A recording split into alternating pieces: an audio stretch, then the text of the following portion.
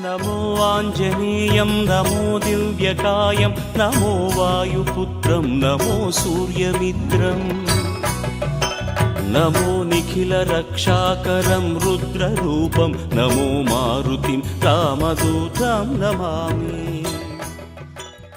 ಶ್ರೀ ಗುರುಭ್ಯೋ ನಮಃ. ಹರಿ ಓಂ. ಶುಕ್ಲಾಂಬರಧರಂ ವಿಷ್ಣುಂ ಶಶಿವರ್ಣಂ ಚತುರ್ಭುಜಂ ಪ್ರಸನ್ನವದನಂ ಧ್ಯಾಯೇತ್ ಸರ್ವವಿಘ್ನೋಪಶಾಂತಯೇ. ಕೂಜಂತಂ ರಾಮ ರಾಮೇತಿ ಮಧುರಂ ಮಧುರಾಕ್ಷರಂ ಆರುಹ್ಯ ಕವಿತಾ ಶಾಖಾಂ ವಂದೇ ವಾಲ್ಮೀಕಿ ಕೋಕಿಲಂ ಶ್ರೀರಾಘವಂ ದಶರಥಾತ್ಮಜಮಪ್ರಮೇಯಂ ಸೀತಾಪತಿಂ ರಘುಕುಲಾನ್ವಯರತ್ನದೀಪಂ ಆಜಾನುಬಾಹುಂ ಅರವಿಂದದಳಾಯತಾಕ್ಷಂ ರಾಮಂ ನಿಶಾಚರ ವಿನಾಶಕರಂ ನಮಾಮಿ. ಪೂರ್ವಂ ರಾಮ ತಪೋವನಾದಿಗಮನಂ ಹತ್ವಾ ಮೃಗಾಃ ಕಾಂಚನಂ ವೈದೇಹಿ ಹರಣಂ ಸಮುದ್ರತರಣಂ ಲಂಕಾಪುರಿ ದಾಹನಂ ಪಶ್ಚಾದ್ರಾವಣ ಕುಂಭಕರ್ಣ ಹನನಂ ಏತದ್ಧಿ ರಾಮಾಯಣಂ ಬುದ್ಧಿರ್ಬಲಂ ಯಶೋಧೈರ್ಯಂ ನಿರ್ಭಯತ್ವಂ ಅರೋಗತಾ ಅಜಾಢ್ಯಂ ವಾಕ್ಪಟುತ್ವಂಚ ಹನುಮತ್ ಸ್ಮರಣಾತ್ ಭವೇತ್.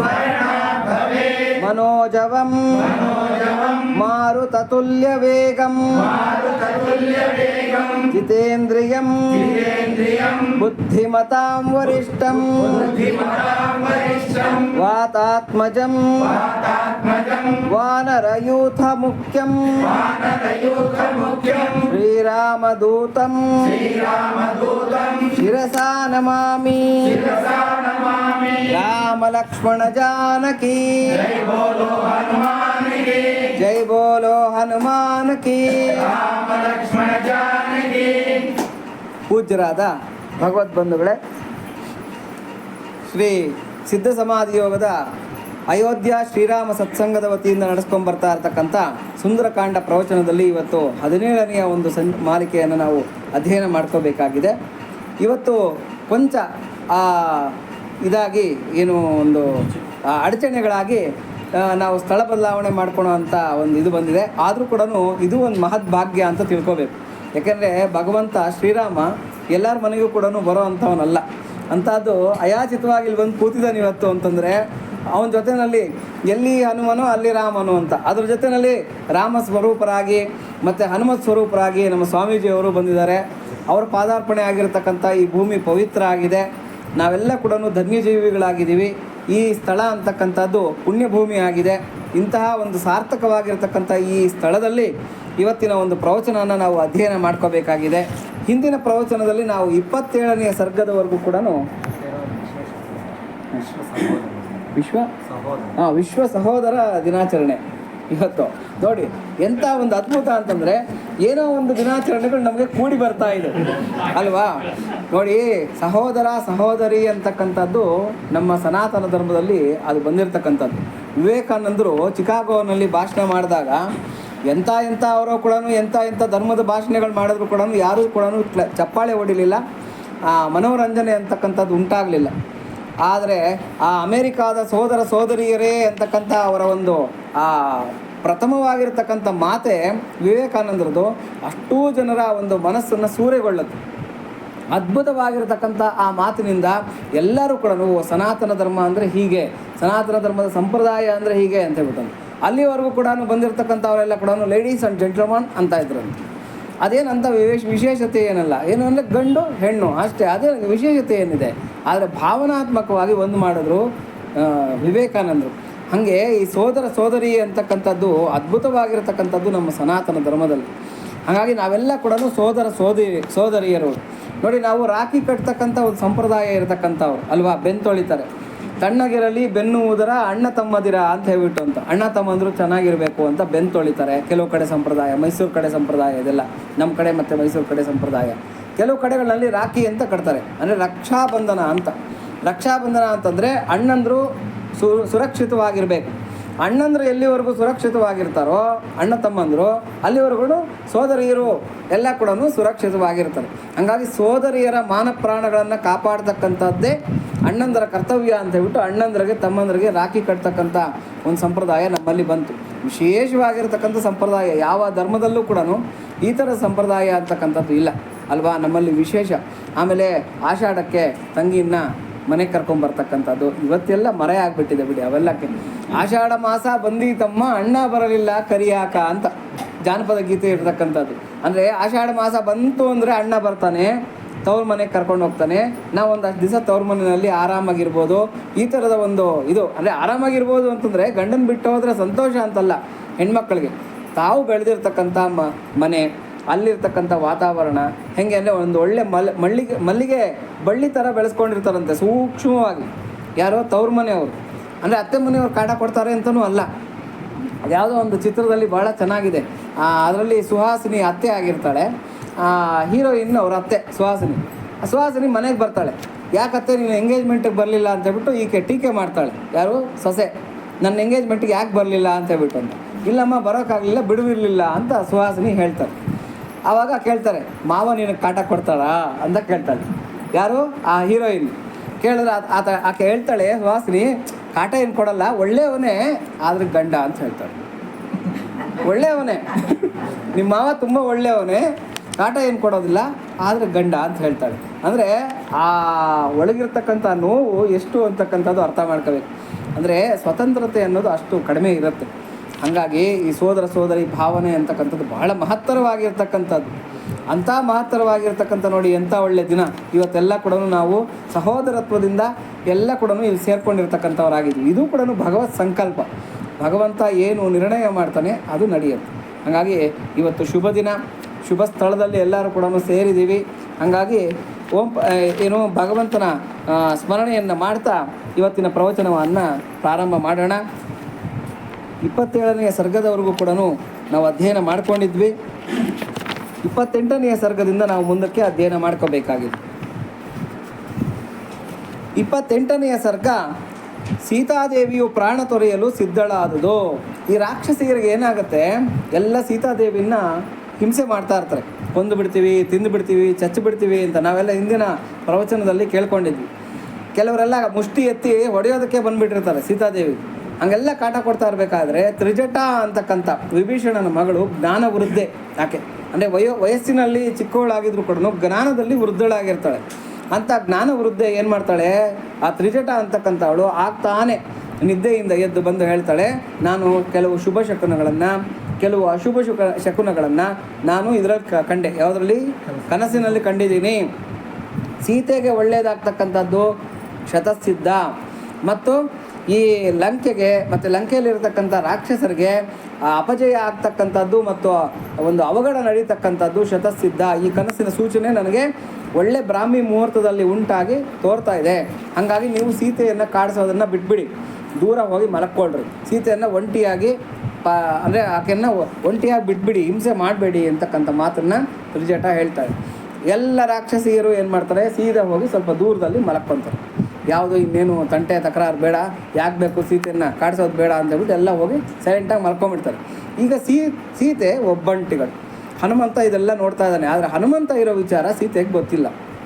ಆಕೆ ಏನು ಅನ್ಕೊತಿದ್ದಾಳೆ, ರಾಕ್ಷಸಿಯರೆಲ್ಲ ಹೋಗಿ ಮಲ್ಕೊಂಡ್ಬಿಟ್ಟಿದ್ದಾರೆ, ನಾನು ಒಬ್ಬಂಟಿಗಳಾಗಿದ್ದೀನಿ, ಇವಾಗ ಏನು ಮಾಡೋದು? ಕೆಲವತ್ತು ನಿಟ್ಟುಸಿರು ಬಿಡ್ತಾಳೆ, ಕೆಲವತ್ತು ದುಃಖ ಪಡ್ತಾಳೆ.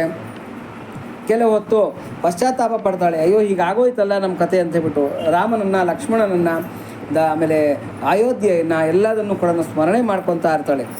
ಜಗತ್ತಿನಲ್ಲಿ ಯಾರಿಗೂ ಅವರು ಬಯಸಿದಾಗ ಮರಣವು ಸಂಭವಿಸುವುದಿಲ್ಲ. ಸೀತೆ ಮತ್ತೆ ಮರಣದ ಯೋಚನೆಯನ್ನು ಮಾಡ್ತಾ ಇದ್ದಾಳೆ. ಅಂದರೆ ನನಗೀಗ ಸಿಂಗಲ್ ಆಗಿ ಬಿಟ್ಟಿದ್ದಾರೆ, ಈ ಟೈಮ್ನಲ್ಲಿ ಬಿಟ್ಟರೆ ನಾನು ಮತ್ತೆ ಸೂಸೈಡ್ ಮಾಡ್ಕೊಳೋದಕ್ಕೆ, ಅಂದರೆ ಆತ್ಮಹತ್ಯೆ ಮಾಡ್ಕೊಳೋದಕ್ಕೆ ಸಮಯ ಅಂತಕ್ಕಂಥದ್ದು ಸಿಗಲ್ಲ. ಈ ಟೈಮ್ನಲ್ಲಿ ಆತ್ಮಹತ್ಯೆ ಮಾಡ್ಕೊಂಡ್ಬಿಟ್ರೆ ಚೆನ್ನಾಗಿರುತ್ತೆ ಅಂತೇಳ್ಬಿಟ್ಟು ಮತ್ತೆ ಯೋಚನೆ ಮಾಡ್ತಾ ಇದ್ದಾಳೆ. ಅಯ್ಯೋ ಬಯಸಿದಾಗ ಯಾರಿಗಾದ್ರೂ ಮೃತ್ಯು ಬರುತ್ತಾ? ಬರೋದಿಲ್ಲ. ಹಂಗಂತೇಳ್ಬಿಟ್ಟು ಸಾಯೋಕ್ಕೂ ಮನಸ್ಸು ಬರ್ತಾ ಇಲ್ವಲ್ಲ, ಇದು ಶಾಸ್ತ್ರ ವಿರುದ್ಧವಲ್ಲ, ರಾಮ ಏನು ತಿಳ್ಕೊತಾನೋ ಅಂತಕ್ಕಂಥ ಒಂದು ದುಃಖ ನನಗೆ ಉಂಟಾಗ್ತಾ ಇದೆಯಲ್ಲ ಅಂತೇಳ್ಬಿಟ್ಟು ಪರಿತಪಿಸ್ತಾಳೆ ಸೀತೆ. ಆಮೇಲೆ ಏನು ಮಾಡ್ತಾಳೆ, ಮತ್ತೆ ಶಿಂಶುಪ ವೃಕ್ಷದ ಹತ್ರಕ್ಕೆ ಬರ್ತಾಳೆ. ಶಿಂಶುಪ ವೃಕ್ಷದ ಕೊಂಬೆಯನ್ನು ಹಿಡ್ಕೊಂಡು ಮತ್ತೆ ಯೋಚನೆ ಮಾಡ್ತಾ ಇರ್ತಾಳೆ. ಹೀಗೆ ಆತ್ಮಹತ್ಯೆ ಮಾಡ್ಕೊಂಡ್ಬಿಟ್ರೆ ಹೇಗೆ ಅಂತಕ್ಕಂಥ ಯೋಚನೆಗಳನ್ನು ಮಾಡ್ತಾ ಇರ್ತಾಳೆ. ಅಷ್ಟೊತ್ತಿಗೆ ಏನಾಗಿರುತ್ತೆ, ಬ್ರಾಹ್ಮಿ ಮುಹೂರ್ತ ಇನ್ನೇನು ಮುಗಿತಾ ಬರುತ್ತೆ, ಅಂದರೆ ಇನ್ನೇನು ಬೆಳಗ್ಗೆ ಆಗ್ತಾ ಬರ್ತಾ ಇರುತ್ತೆ, ಬ್ರಾಹ್ಮಿ ಮುಹೂರ್ತ ಮುಗಿತಾ ಬರುತ್ತೆ. ರಾಕ್ಷಸರೆಲ್ಲ ಕೂಡ ನಿದ್ದೆನಲ್ಲಿರ್ತಾರೆ. ಕೆಲವು ಶುಭ ಶಕುನಗಳು ಉಂಟಾಗುತ್ತೆ ಸೀತೆಗೆ. ಶುಭ ಶಕುನಗಳು ಶಕುನಶಾಸ್ತ್ರದ ಪ್ರಕಾರ ನಾವು ನೋಡಿ ತುಂಬ ಸೂಕ್ಷ್ಮತಿಗಳಾಗಿದ್ದರೆ ಆ ಶುಭ ಶಕುನಗಳನ್ನು ನಾವು ಗ್ರಹಿಸ್ಬೋದು. ಶಕುನಶಾಸ್ತ್ರದ ಪ್ರಕಾರ ಕೆಲವು ಶುಭ ಶಕುನಗಳು ಉಂಟಾಗುತ್ತೆ. ಅದನ್ನು ನಾವು ಸೂಕ್ಷ್ಮವಾಗಿ ಗಮನಿಸ್ಕೊಂಡ್ರೆ ನಮಗೆ ಏನಾಗ್ತಾ ಇದೆ ಸುತ್ತಮುತ್ತ ಅಂತಕ್ಕಂಥದ್ದು ಗೊತ್ತಾಗ್ತಾ ಇರುತ್ತೆ.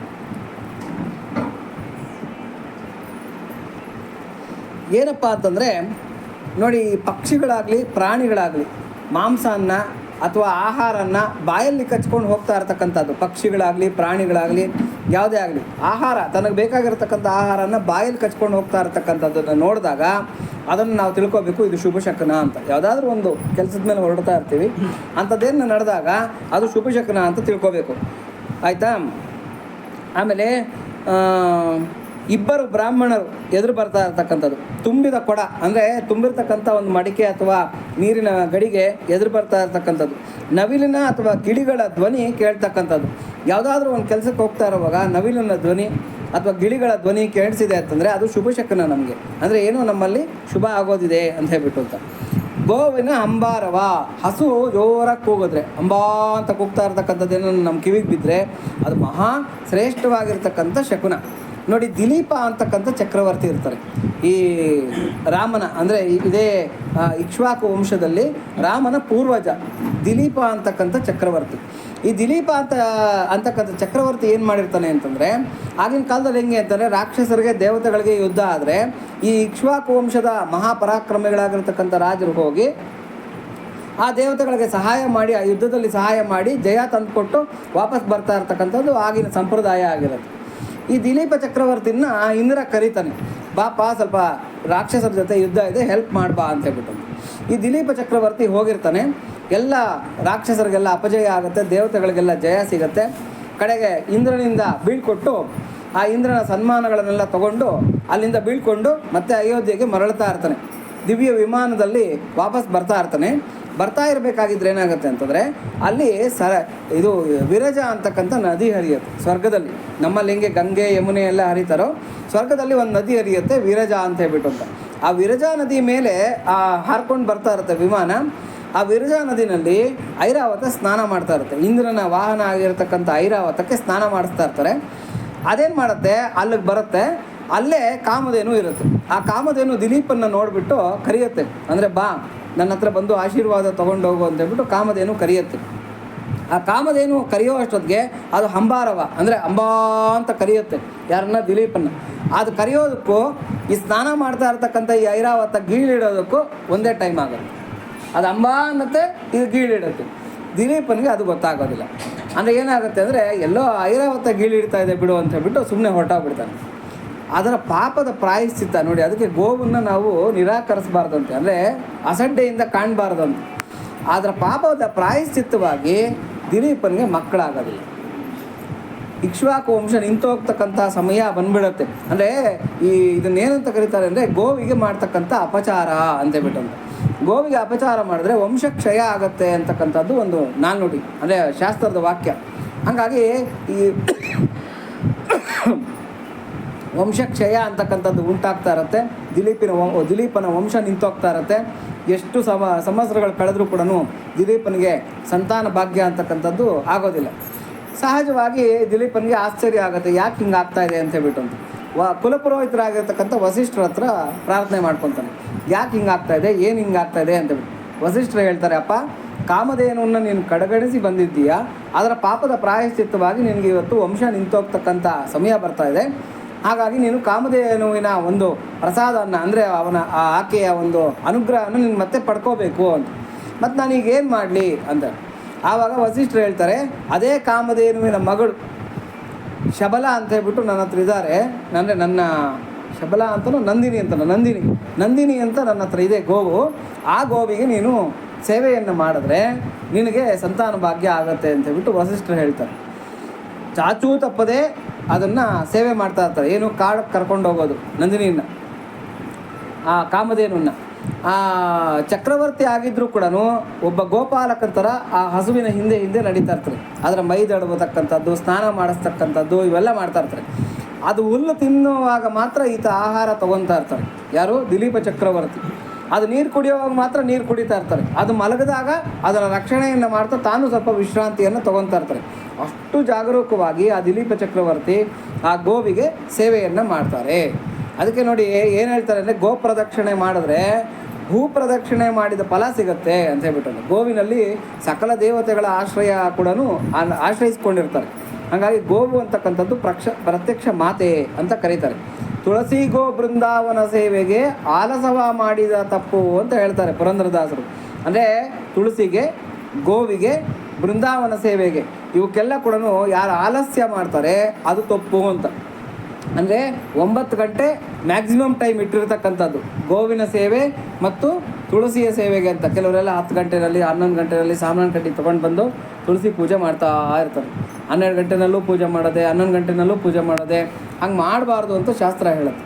9 ಗಂಟೆವರೆಗೂ ಕೂಡ ತುಳಸಿಯ ಎಲೆಗಳಿಗೆ ವಿಟಮಿನ್ ಡಿನ ಇಟ್ಕೊಳ್ತಕ್ಕಂಥ ಶಕ್ತಿ ಇರುತ್ತಂತೆ. ಅಂದರೆ ಸೂರ್ಯ ಕಿರಣಗಳಿಂದ ಬರ್ತಾ ಇರ್ತಕ್ಕಂಥ ಶಕ್ತಿ ಮತ್ತು ಅಲ್ಲಿರ್ತಕ್ಕಂಥ ಪೋಷಕಾಂಶಗಳನ್ನು ಅದು ತನ್ನ ಎಲೆನಲ್ಲಿ ಇಟ್ಕೊಂಡಿರುತ್ತೆ. ಎಲ್ಲಿವರೆಗೂ? 9 ಗಂಟೆವರೆಗೂ ಕೂಡ. 9 ಆಯಿತು ಅಂತಂದರೆ ತನಗೆ ಬಳಸ್ಕೊಂಡ್ಬಿಡ್ತಾಳಂತೆ ತುಳಸಿ ದೇವಿ. ಏನು ಮಾಡ್ತಾಳೆ? ತನ್ನ ಶರೀರಕ್ಕೆ ಬಳಸ್ಕೊಂಡ್ಬಿಡ್ತಾಳೆ. ಅದಕ್ಕೆ ಅಷ್ಟರೊಳಗೆ ನಾವು ಪೂಜೆ ಮಾಡಿ ತುಳಸಿ ತೀರ್ಥ ತಗೋಬೇಕು ಅಂತಕ್ಕಂಥದ್ದು ಶಾಸ್ತ್ರ. ತುಳಸಿ ಗೋ ಬೃಂದಾವನ ಸೇವೆಗೆ ಆಲಸವ ಮಾಡಿದ ತಪ್ಪು ಅಂತ, ಅದೊಂದು ಮಹಾಪಾಪ ಅಂತ ಹೇಳ್ತಾರೆ ಪುರಂದರದಾಸರು. ಹಾಗಾಗಿ ಏನಾಗುತ್ತೆ, ಇದನ್ನು ರಕ್ಷಣೆ ಮಾಡ್ತಾ ಇರ್ತಾನೆ ದಿಲೀಪ ಚಕ್ರವರ್ತಿ. ಕಡೆಗೆ ಏನಾಗುತ್ತೆ, ಇದು ಮೇಯ್ತಾ ಈ ಹಿಮಾಲಯ ಪ್ರಾಂತದಲ್ಲಿರ್ತಕ್ಕಂಥ ಒಂದು ಬಿಲ್ವ ಪತ್ರೆಗಳ ವನ ಇರುತ್ತೆ. ಅಂದರೆ ಬಿಲ್ವದ ಮರಗಳ ವನ ಇರುತ್ತೆ. ಆ ಬಿಲ್ವ ವನಗಳ ವನ ಏನಿರುತ್ತೆ, ಕಾಡು, ಅದನ್ನು ಪಾರ್ವತಿ ದೇವಿ ವಿಶೇಷವಾಗಿ ಬೆಳೆಸ್ಕೊಂಡಿರ್ತಾಳೆ. ಅಲ್ಲಿ ನಾನು ಇರಬೇಕು ಅಂತ ಹೇಳ್ಬಿಟ್ಟು ಅಂತ. ಅಲ್ಲಿ ಶಿವನಿಗೆ ಪಾರ್ವತಿಗೆ ಬಿಟ್ಟರೆ ಬೇರೆಯವ್ರಿಗೆ ಅಲ್ಲಿ ಓಡಾಡೋದಕ್ಕೆ ಅವಕಾಶ ಇರೋದಿಲ್ಲ. ಅಲ್ಲಿ ಯಾರೂ ಬರಬಾರ್ದು ಅಂತೇಳ್ಬಿಟ್ಟು ತನ್ನ ವಾಹನ ಆಗಿರ್ತಕ್ಕಂಥ ಸಿಂಹವನ್ನು ಅಲ್ಲಿ ಕಾವಲಿಟ್ಟಿರ್ತಾಳೆ ಪಾರ್ವತಿ ದೇವಿ. ಕಡೆಗೆ ಏನಾಗುತ್ತೆ ಗೊತ್ತಿಲ್ದಿರ ಈ ನಂದಿನಿ ಏನು ಮಾಡುತ್ತೆ, ಮೇಯ್ತಾ ಆ ಬಿಲ್ವ ಪತ್ರೆಗಳ ವನಕ್ಕೆ, ಅಂದರೆ ಬಿಲ್ವದ ಮರಗಳಿರ್ತಕ್ಕಂಥ ವನಕ್ಕೆ ಒಳಗಡೆ ಹೊರಟೋಗುತ್ತೆ. ಯಾವಾಗ ಸಹಜವಾಗಿ ಅದು ಹೋಗುತ್ತೋ ದಿಲೀಪನು ಅದರ ಹಿಂಬಾಲಿಸ್ಕೊಂಡು ಹೋಗ್ತಾನೆ. ಧನುರ್ಬಾಣಗಳನ್ನು ಇಟ್ಕೊಂಡಿರ್ತಾನೆ ರಕ್ಷಣೆಗೆ ಅಂತ.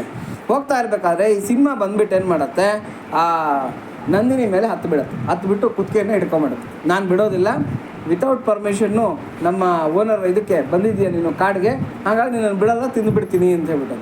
ಕಡೆಗೆ ಅವಾಗ ದಿಲೀಪ ಹೋಗಿ ಹೇಳ್ತಾನೆ, ನೋಡು ಪ್ರಭು, ನನ್ನನ್ನು ಇವನ್ನ ಯಾರು ಮೃಗರಾಜ, ಆ ಕಾಡಿಗೆ ರಾಜನಾಗಿರ್ತಕ್ಕಂಥ ಹೇ ಸಿಂಹ, ಈ ನಂದಿನಿಯನ್ನು ನೀನೇನ ಬಿಟ್ಟಿದ್ದೀಯಾ ಅಂತಂದರೆ ನನ್ನ ಪ್ರಾಣಗಳನ್ನು ನಿನಗೆ ಆಹಾರವಾಗಿ ಕೊಡ್ತೀನಿ ಅಂತ ಹೇಳ್ಬಿಟ್ಟು. ಆವಾಗ ಕಡೆಗೆ ಇದು ಏನು ಅಂದರೆ ಒರಿಜಿನಲ್, ಅಂದರೆ ಪ್ರಾಕೃತಿಕವಾಗಿರ್ತಕ್ಕಂಥ ಸಿಂಹ ಅಲ್ಲ, ಭಗವಂತನ ಆ ವಾಹನ, ಅಂದರೆ ಆ ಭಗವತಿಯ ವಾಹನ. ಈ ಭಗವತಿಯ ಕೈನಲ್ಲಿರ್ತಕ್ಕಂಥ ಆಯುಧಗಳಾಗಲಿ, ಮಾಲೆಗಳಾಗಲಿ, ವಾಹನಗಳಾಗಲಿ ಯಾವುದು ಕೂಡ ಪ್ರಾಕೃತಿಕ ಅಲ್ಲ. ಅವೆಲ್ಲ ಕೂಡ ದಿವ್ಯ ಮಾಲ್ಯಾಂಬರಂ ದಿವ್ಯ ಗಂಧಾನುಲೇಪನಂ ಸರ್ವಾಶ್ಚರ್ಯಮಯಂ ದೇವಂ ಅನಂತಂ ವಿಶ್ವತೋ ಮುಖಂ ಅಂತ ಹೇಳುತ್ತೆ ಭಗವದ್ಗೀತೆ. ಎಲ್ಲ ಕೂಡ ದಿವ್ಯನೇ. ಹಾಗಾಗಿ ಇದಕ್ಕೆ ಪ್ರಜ್ಞಾ ಸ್ವರೂಪವಾಗಿರತಕ್ಕಂಥ ಈ ಸಿಂಹ ಆ ದಿಲೀಪನ್ನು ಸಂಹಾರ ಮಾಡಲ್ಲ, ಆ ಗೋವನ್ನು ಸಂಹಾರ ಮಾಡಲ್ಲ. ಆ ಸಿಂಹ ಏನು ಮಾಡುತ್ತೆ, ತನ್ನ ಓನರ್ ಆಗಿರ್ತಕ್ಕಂಥ ಭಗವತಿಯನ್ನು, ಶಿವನನ್ನು ಕರೆಸ್ಕೊಳ್ತಾರೆ. ಶಿವ ಪಾರ್ವತಿ ಇಬ್ಬರು ಪ್ರತ್ಯಕ್ಷ ಆಗಿಬಿಟ್ಟು ಹೇಳ್ತಾರೆ, ಈ ನಂದನಿಗೆ ಒಳಿತಾಗಲಿ, ದಿಲೀಪನಿಗೆ ಸಂತಾನಾಭಿವೃದ್ಧಿ ಆಗಲಿ ಅಂತಕ್ಕಂಥ ಆಶೀರ್ವಾದವನ್ನು ಮಾಡ್ತಾರೆ. ಅಲ್ಲಿಂದ ದಿಲೀಪ ಚಕ್ರವರ್ತಿಯ ಸಂತಾನ ಅಭಿವೃದ್ಧಿ ಆಗುತ್ತೆ, ಮತ್ತು ಇಕ್ಷ್ವಾಕು ವಂಶ ಬೆಳೀತಾ ಬರುತ್ತೆ. ಯಾಕೆ ಇದೆಲ್ಲ ಕಥೆ ಹೇಳಬೇಕಾಗಿ ಬಂತು ಅಂತಂದರೆ, ಗೋವಿನ ಹಂಬಾರವಕ್ಕೆ ಅಷ್ಟು ಬೆಲೆ ಇದೆ.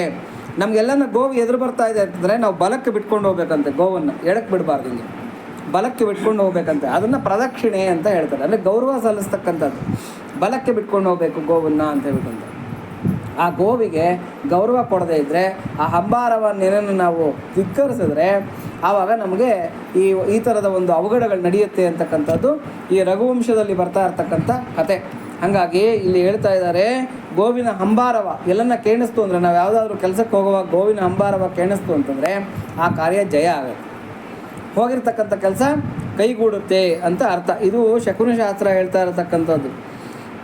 ಆಮೇಲೆ ಗೋವು, ಹಾಲು, ಹೂವು, ಮಂಗಳ ದ್ರವ್ಯ, ಮಂಗಳ ಪದಾರ್ಥಗಳು, ಮಂಗಳವಾದ್ಯ ಬಾರಿಸ್ತಕ್ಕಂಥ ಅವರು ಭಾಜಕರು, ಹಕ್ಕಿಗಳ ಹಿಂಡು, ಪರ್ವತ, ಕಲ್ಪವೃಕ್ಷಗಳು ಇವೆಲ್ಲ ಕೂಡ ಎದುರು ಬಂದರೆ ಅತ್ಯಂತ ಶುಭ ಅಂತ ಹೇಳ್ತಾರೆ ಯಾವುದಾದ್ರು ಕಾರ್ಯಕ್ಕೆ ಹೋಗುವಾಗ. ಇವೆಲ್ಲ ಶುಭ ಶಕುನಗಳು, ಯಾವ್ಯಾವುದು ಶಕುನಶಾಸ್ತ್ರದ ಪ್ರಕಾರ ಶುಭ ಶಕುನಗಳು ಅಂತ ಹೇಳ್ಬಿಟ್ಟು ಅಂತ.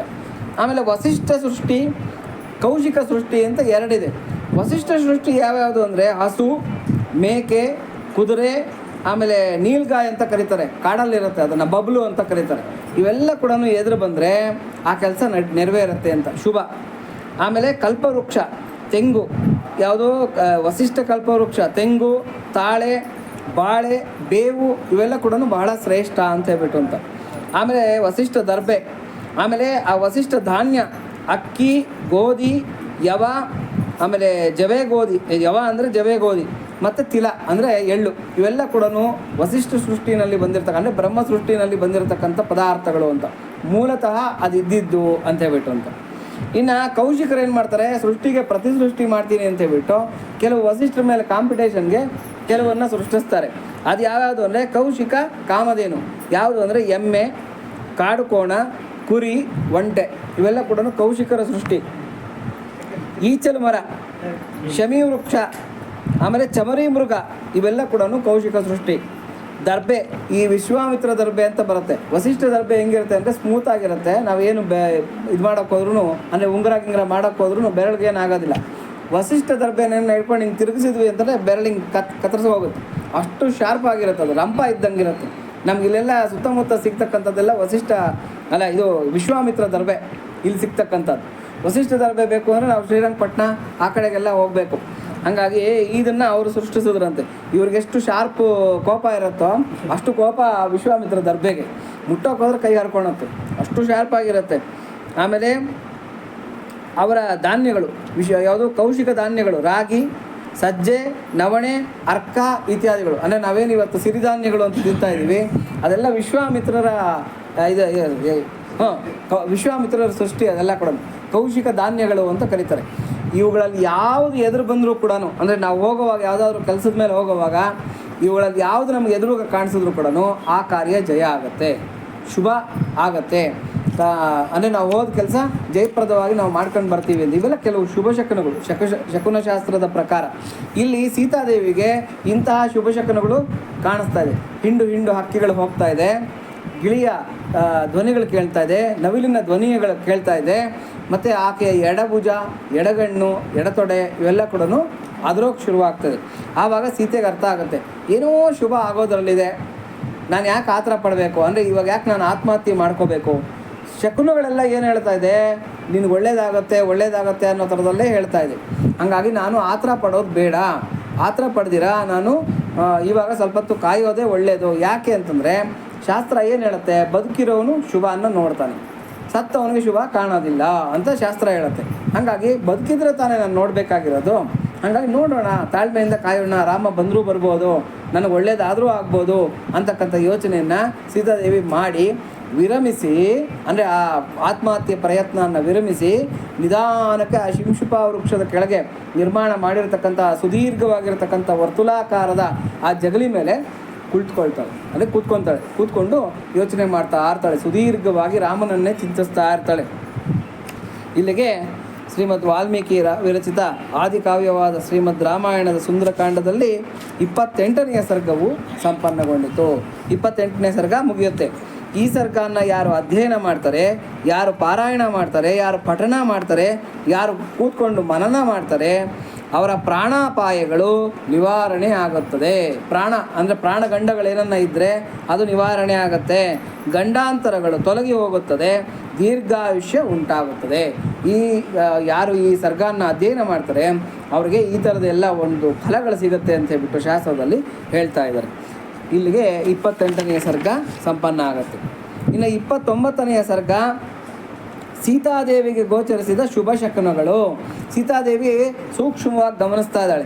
ಓಹೋ, ನನಗೆಲ್ಲ ಶುಭ ಶಕುನಗಳು ಕಾಣ್ತಾ ಇದೆ, ಏನೋ ಒಳ್ಳೇದಾಗೋದ್ರಲ್ಲಿ ಇದೆ ಅಂತ ಹೇಳ್ಬಿಟ್ಟು. ಏನೇನು ಕಾಣಿಸುತ್ತೆ? ಸೀತಾದೇವಿಯ ಎಡಗಣ್ಣು ಮೀನಿನಿಂದ ಅಲ್ಲಾಡಿಸಲ್ಪಟ್ಟ ಕೆಂದಾವರಿಯಂತೆ ಅದುರುತ್ತಿತ್ತು. ಎಂಥ ಒಳ್ಳೆ ಎಕ್ಸಾಂಪಲ್ ಕೊಡ್ತಾರೆ ವಾಲ್ಮೀಕಿಗಳು ಅಂತಂದರೆ, ಸೀತಾದೇವಿ ಕಣ್ಣು ಹೆಂಗಿತ್ತಂತೆ ಅಂದರೆ ಬಿಳಿಯ ತಾವರೆ ಇದ್ದಂಗೆ ಇತ್ತಂತೆ. ಬಿಳಿಯ ತಾವರೆ ಇದ್ದಂಗೆ ಅಷ್ಟು ಬಿಳುಪಾಗಿರತಕ್ಕಂಥ ಕಣ್ಣುಗಳು. ಆ ಬಿಳುಪಾಗಿರ್ತಕ್ಕಂಥ ತಾವರೆ ಎಲೆ ಅಂದರೆ ಹೂವು ಸಾಮಾನ್ಯಕ್ಕೆ ನೋಡಿ, ತಾವರೆ ಹೂವು ನೀರಿನ ಮೇಲ್ಗಡೆನೇ ಬಿಡೋಲ್ಲ, ನೀರಿಂದ ಸ್ವಲ್ಪ ಮೇಲಕ್ಕೆ ಬಿಡುತ್ತೆ. ಹಿಂಗೆ ನೀರಿಂದ ಸ್ವಲ್ಪ ಕಡ್ಡಿ ಹಿಂಗೆ ಮೇಲಕ್ಕೆ ಬಂದು ಹಿಂಗೆ ಅರಳಿರುತ್ತೆ. ಹಿಂಗೆ ಹಾಗೆ ಅರಳಿರ್ತಕ್ಕಂಥ ಆ ಎಡಗಣ್ಣು ಆ ತಾವರೆ ಹೂವು ಥರ ಕಾಣ್ತಾ ಇತ್ತಂತೆ. ಯಾರ್ದು? ಸೀತಾದೇವಿದು. ಆ ನೀರಿನೊಳಗಡೆ ಯಾವುದೋ ಒಂದು ಮೀನು ನಿಧಾನಕ್ಕೆ ಸಂಚಾರ ಮಾಡಿ ಆ ಹೂವಿನ ಹತ್ರಕ್ಕೆ ಬಂದು ಆ ಬಾಲದಲ್ಲಿ ಸುಮ್ಮನೆ ಹಂಗಂತಂತೆ ನೀರನ್ನು. ಹಂಗಂದಾಗ ನಿಧಾನಕ್ಕೆ ಆ ಹೂವು ಏನಾಗುತ್ತೆ, ಹಿಂಗೆ ಕದಲಲ್ಲ, ಇದು ಲೈಟಾಗಿ ಹಿಂಗೆ ಕದಲತ್ತೆ ಆ ಮೀನು. ಹಂಗಂದಾಗ ಆ ಥರ ಕಣ್ಣು ಕದಲ್ತಾ ಇದ್ದಂತೆ. ಯಾರಿಗೆ? ಸೀತಾದೇವಿ ಆ ಎಡಗಣ್ಣು ಅಷ್ಟು ಸೂಕ್ಷ್ಮವಾಗಿ ಕದಲ್ತಾ ಇದೆ ಅಂತೆ. ನಮಗೂ ಆ ಥರ ಯಾವಾಗಾದರೂ ಸೂಕ್ಷ್ಮಗಳು ಗೊತ್ತಾಗತ್ತೆ, ಅದರದಾಗ ಹೆಂಗಿರುತ್ತೆ ಅಂತ ಹೇಳ್ಬಿಟ್ಟು ಅಷ್ಟು ಸೂಕ್ಷ್ಮವಾಗಿ ಅದರತಂತೆ. ಹಾಗಾಗಿ ಸೀತಾದೇವಿಯ ಎಡಗಣ್ಣು ಮೀನಿನಿಂದ ಅಲ್ಲಾಡಿಸಲ್ಪಟ್ಟ ಕೆಂದಾವರಿಯಂತೆ ಅದರೊತ್ತಿತ್ತು. ಶ್ರೀರಾಮಚಂದ್ರನ ಸಂಪರ್ಕದಿಂದ ಧನ್ಯವಾಗಿದ್ದ ಸೀತೆಯ ಎಡಭುಜವು ಅದರತೊಡಗಿತು. ನೋಡಿ, ದಾಂಪತ್ಯ ಜೀವನದಲ್ಲಿ ಏನು ಹೇಳ್ತಾರೆ ಅಂತಂದರೆ, ಭೋಜನ ಕಾಲದಲ್ಲಿ, ಪೂಜಾ ಕಾಲದಲ್ಲಿ, ಯಜ್ಞ ಕಾಲದಲ್ಲಿ ಮತ್ತು ಯಾರಾದರೂ ಹಿರಿಯರಿಗೆ ನಮಸ್ಕಾರ ಮಾಡಬೇಕಾಗಿರ್ತಕ್ಕಂಥ ಕಾಲದಲ್ಲಿ ಬಲಗಡೆಗಿರಬೇಕು. ಅಂದರೆ ಗಂಡನ ಬಲಗಡೆ ನಿಂತ್ಕೋಬೇಕು ಸ್ತ್ರೀ. ಗಂಡನ ಬಲಗಡೆ ಸ್ತ್ರೀ ನಿಂತ್ಕೊಂಡಾಗ ಗಂಡನ ಆ ಸ್ತ್ರೀಗೆ ಎಡಭುಜದ ಹತ್ರ ಯಾರಿರ್ತಾರೆ? ಗಂಡ ಇರ್ತಾನೆ. ಇನ್ನು ಉಳಿದ ಕಾಲದಲ್ಲೆಲ್ಲ ಕೂಡ ಗಂಡನಿಗೆ ಎಡಭಾಗದಲ್ಲಿರಬೇಕು ಸ್ತ್ರೀ ಅಂತ ಹೇಳ್ತಾರೆ. ಹಾಗಾಗಿ ಈ ಪೂಜಾ ಕಾಲದಲ್ಲಿ, ಭೋಜನ ಕಾಲದಲ್ಲಿ, ಯಜ್ಞ ಕಾಲದಲ್ಲಿ ಸೀತಾದೇವಿ ಎಲ್ಲ ಕೂಡ ಆ ರಾಮನ ಆ ಒಂದು ಸಾಹಚರ್ಯದಲ್ಲಿ ಇದ್ದಿದ್ದರಿಂದ ರಾಮ ಇವಾಗ ನೋಡಿ, ಇವಾಗ ನಾವು ಏನನ್ನ ಹವಿರ್ಭಾಗ ಹಾಕಬೇಕು ಅಂತಂದರೆ ನೀವು ನಾಗವಲಿನಲ್ಲಿ ನೋಡಿರ್ತೀರ. ಅಂದರೆ ನಾಗವಲ್ಲಿ ಅಂತಂದರೆ ಮದುವೆಯಲ್ಲಿ ನಾಕಬಲಿ ಅಂತ ಮಾಡ್ತಾರೆ. ಅದನ್ನು ಆಡು ಭಾಷೆಯಲ್ಲಿ ನಾಗವಲ್ಲಿ ಅಂತ ಕರೀತಾರೆ. ಅದರಲ್ಲಿ ಆ ಲಾಜಾ ಹೋಮ ಅಂತ ಮಾಡ್ತಾರೆ. ಆ ಹೋಮ ದ್ರವ್ಯನ ಹೆಂಡತಿ ಕೈನಲ್ಲಿ ಅದಕ್ಕೆ ಹಾಕಿಸ್ಬೇಕಾಗಿದ್ರೆ ಗಂಡ ಬಲಗಡೆಗೆ ನಿಲ್ಲಿಸ್ಕೊಂಡು ಹೆಂಡತಿನ ಭುಜಾನ ಹಿಡ್ಕೊಂಡು ಹೀಗೆ ಹಾಕಿಸ್ತಾನೆ. ನೀವು ನೋಡಿದಿರೋ ಇಲ್ವೋ? ಅದನ್ನು ವಿವಾಹಗಳಲ್ಲಿ ಅದನ್ನು ಮಾಡಿಸ್ತಾರೆ. ಆವಾಗ ಹೆಂಡತಿಯ ಭುಜಕ್ಕೆ ಗಂಡ ತಾಕ್ತಾ ಇರ್ತಾನೆ ಇಲ್ವಾ? ಪಕ್ಕದಲ್ಲೇ ತಾಕ್ತಾ ಇರ್ತಾನೆ. ಹಾಗಾಗಿ ಸೀತೆಯ ಆ ಎಡಭುಜಕ್ಕೆ ರಾಮ ಸ್ಪರ್ಶ ಆಗಿ ಆಗಿ ಆಗಿ ಆಗಿ ಅದು ಸಂಪನ್ನಗೊಂಡಿತ್ತು. ಅಂದರೆ ಸಾರ್ಥಕತೆಯನ್ನು ಪಡ್ಕೊಂಡಿತ್ತು ಆ ಎಡಭುಜ, ಸೀತೆಯ ಎಡಭುಜ. ಆ ಶ್ರೀರಾಮನ ಸಂಪರ್ಕದಿಂದ ಸಾರ್ಥಕತೆಯನ್ನು ಪಡ್ಕೊಂಡಿರ್ತಕ್ಕಂಥ ಆ ಎಡಭುಜ ನಿಧಾನಕ್ಕೆ ಅಲಗಾಡೋಕ್ಕೆ ಶುರುವಾಯಿತು. ಟಪ್ ಟಪ್ ಟಪ್ ಅಂತ ನಾಡಿ ಹೊಡ್ಕೊತಾ ಇದೆ. ಅದನ್ನು ಸೀತೆ ಗಮನಿಸ್ತಾ ಇದ್ದಾಳೆ. ಆಹಾ, ಇದು ಶುಭ ಶಕುನ, ರಾಮನ ನೆನಪನ್ನು ತಂದು ಕೊಡ್ತಾ ಇದೆ ಇದು. ಈ ನಾಡಿ ಹೊಡ್ಕೊತಾ ಇದ್ದರೆ ನನಗೆ ರಾಮ ಪಕ್ಕದಲ್ಲಿ ನಿಂತಂಗೆ ಅನ್ನಿಸ್ತಾ ಇದೆ ಅಂತಕ್ಕಂಥ ಒಂದು ಭಾವನೆ ಸೀತೆಗೆ ಉಂಟಾಗ್ತಾ ಇದೆ. ಶ್ರೀರಾಮನು ಎದುರಿಗೇ ಇರುವಂತೆ ಸಂದೇಶ ನೀಡುತ್ತಾ ಇರುವಂತೆ ಸೀತೆಯ ಎಡತೊಡೆಯು ಅದರತೊಡಗಿತು. ಪಕ್ಕದಲ್ಲೇ ರಾಮ ಕೂತ್ಕೊಂಡಿದ್ದಂಗೆ, ಏನೋ ಮಾತಾಡ್ತಾ ಇದ್ದಂಗೆ, ಏನೋ ಸಂದೇಶ ಕೊಡ್ತಾ ಇದ್ದಂಗೆ, ಇವಾಗ ಮಾತಾಡುವಾಗ ಹಿಂಗೆ ಟಚ್ ಮಾಡ್ತೀವಲ್ಲ ನಾವು, ಆ ಥರ ಟಚ್ ಮಾಡ್ದಂಗೆ ಸೀತಾದೇವಿಗೆ ಭಾಸ ಆಗ್ತಾಯಿತ್ತು. ರಾಮ ಎಲ್ಲೋ ದೂರದಲ್ಲಿಲ್ಲ, ಹತ್ತಿರದಲ್ಲೇ ಇದ್ದಾನೆ, ಏನೋ ರಾಮನ ಒಂದು ಸೂಚನೆ ನನಗೆ ಕಾಣ್ತಾ ಇದೆ ಅಂತಕ್ಕಂಥ ಒಂದು ಧೈರ್ಯ ಸೀತಾದೇವಿಗೆ ಬರ್ತಾಯಿತ್ತು. ಗಾಳಿಯಿಂದಲೂ ಬಿಸಿಲಿನಿಂದಲೂ ಒಣಗಿದ್ದ ಬೀಜವು ಮಳೆಯ ಸಿಂಚನದಿಂದ ಮೊಳಕೆಯೊಡೆದು ಬರುವಂತೆ ಸೀತಾದೇವಿಯ ಮನಸ್ಸಿನಲ್ಲಿ ಸಂತಸದ ಚಿಗುರೊಡೆಯಿತು. ಬರೀ ದುಃಖ, 10 ತಿಂಗಳಿನಿಂದ ಬರೀ ನಿಂದೆಗಳು, ದುಃಖ, ರಾವಣ ಮಾಡಿರ್ತಕ್ಕಂಥ ಆ ಅಪಶಬ್ದಗಳು, ಇವನ್ನೆಲ್ಲ ಕೇಳಿ ಕೇಳಿ, ರಾಕ್ಷಸಿಯರ ಈ ಬೆದರಿಕೆಗಳನ್ನೆಲ್ಲ ಕೇಳಿ ಕೇಳಿ ಸೀತಾದೇವಿ ಮನಸ್ಸು ಅಂತಕ್ಕಂಥ ಬೀಜ ಒಣಗಿ ಹುದುಕೋ ಹೋಗಿತ್ತಂತೆ. ಅಂದರೆ ಒಳಗಡೆ ಆಂತರ್ಯದಲ್ಲಿ ಹುದುಕೊಂಬಿಟ್ಟಿತ್ತು. ಈಗ ಏನಾಗ್ತದೆ ಅಂದರೆ ಈ ಶುಭ ಶಕುನಗಳಿಂದ ಆಗ್ತಾನೆ ಮಳೆ ಬಿದ್ದು ಚಿಗುರೊಡಿತಾ ಇರತಕ್ಕಂಥ ಬೀಜದ ಥರ ಆಕೆಯ ಮನಸ್ಸಿನಲ್ಲಿ ಏನೋ ಒಂದು ಸಂತಸದ ಒಂದು ಚಿಗುರು ಪುಟ ನೆಗೆದು ಮೇಲಕ್ಕೆ ಬರ್ತಾ ಇದ್ದಂಗೆ ಸೀತಾದೇವಿಗೆ ಅನ್ನಿಸ್ತಾ ಇತ್ತಂತೆ.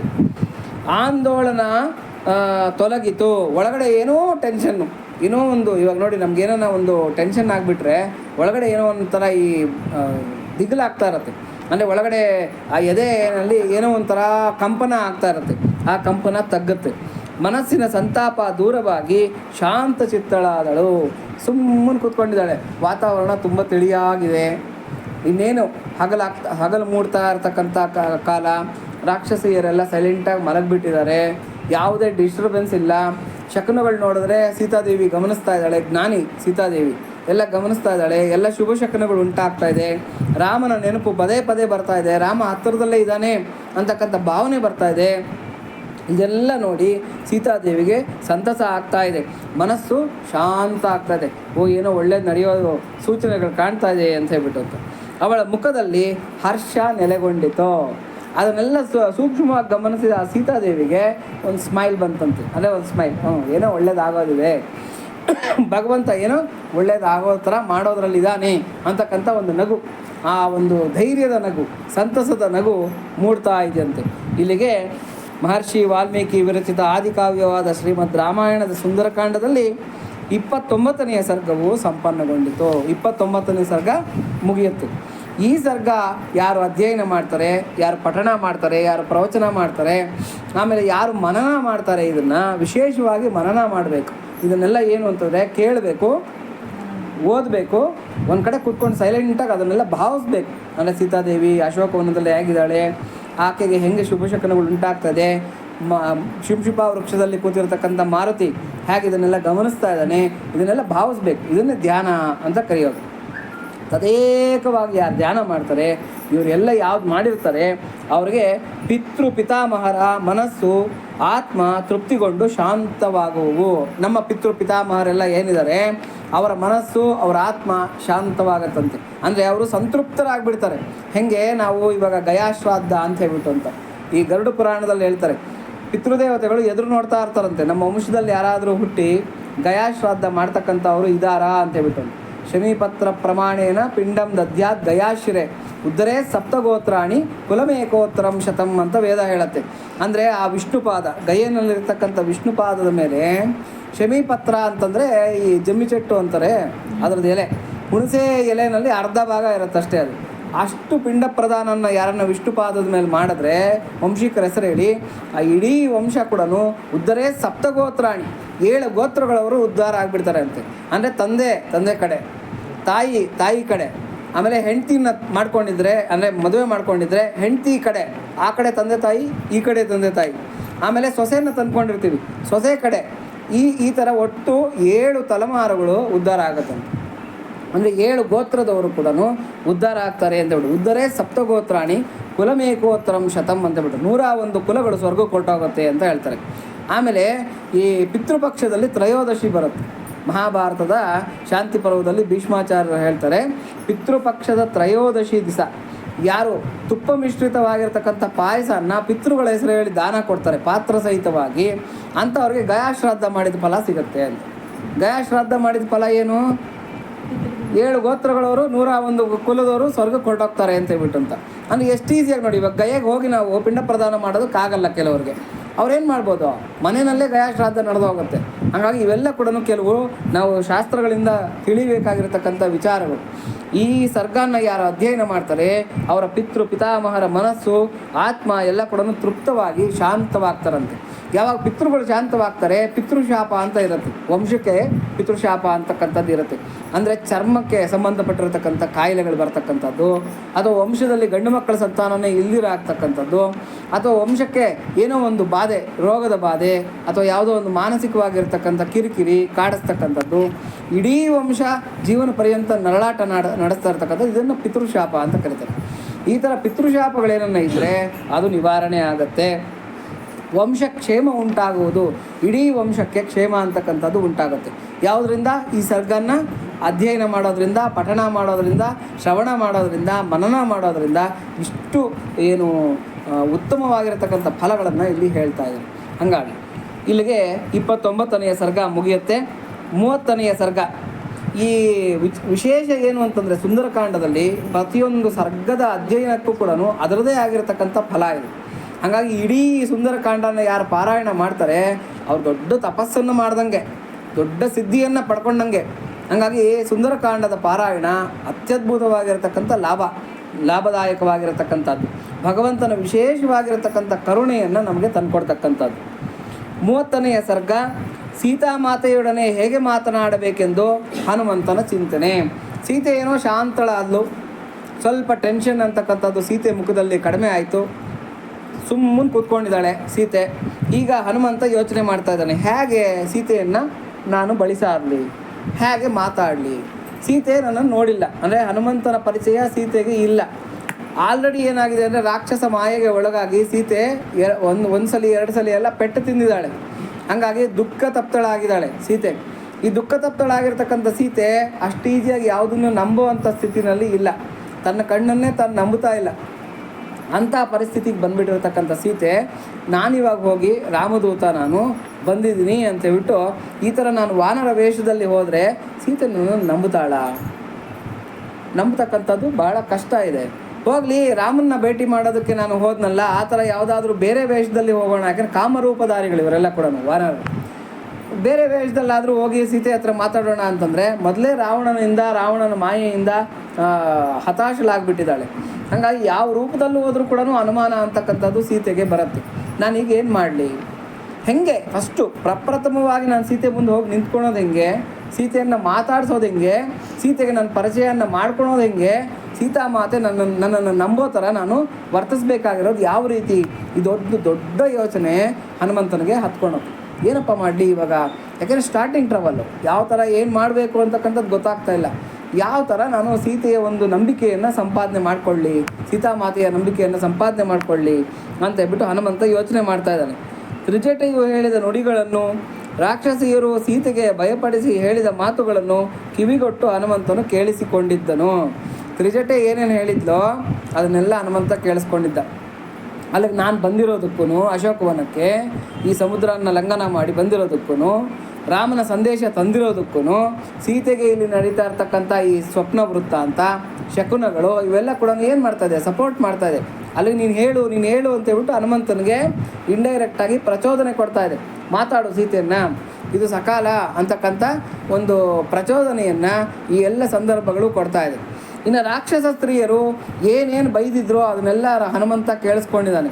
ಆಹಾ, ಎಷ್ಟು ಕಷ್ಟದಲ್ಲಿದ್ದಾಳೆ ಸೀತೆ ಅಂತಕ್ಕಂಥ ಅರಿವು ಹನುಮಂತನಿಗೆ ಉಂಟಾಗ್ತಾ ಇದೆ.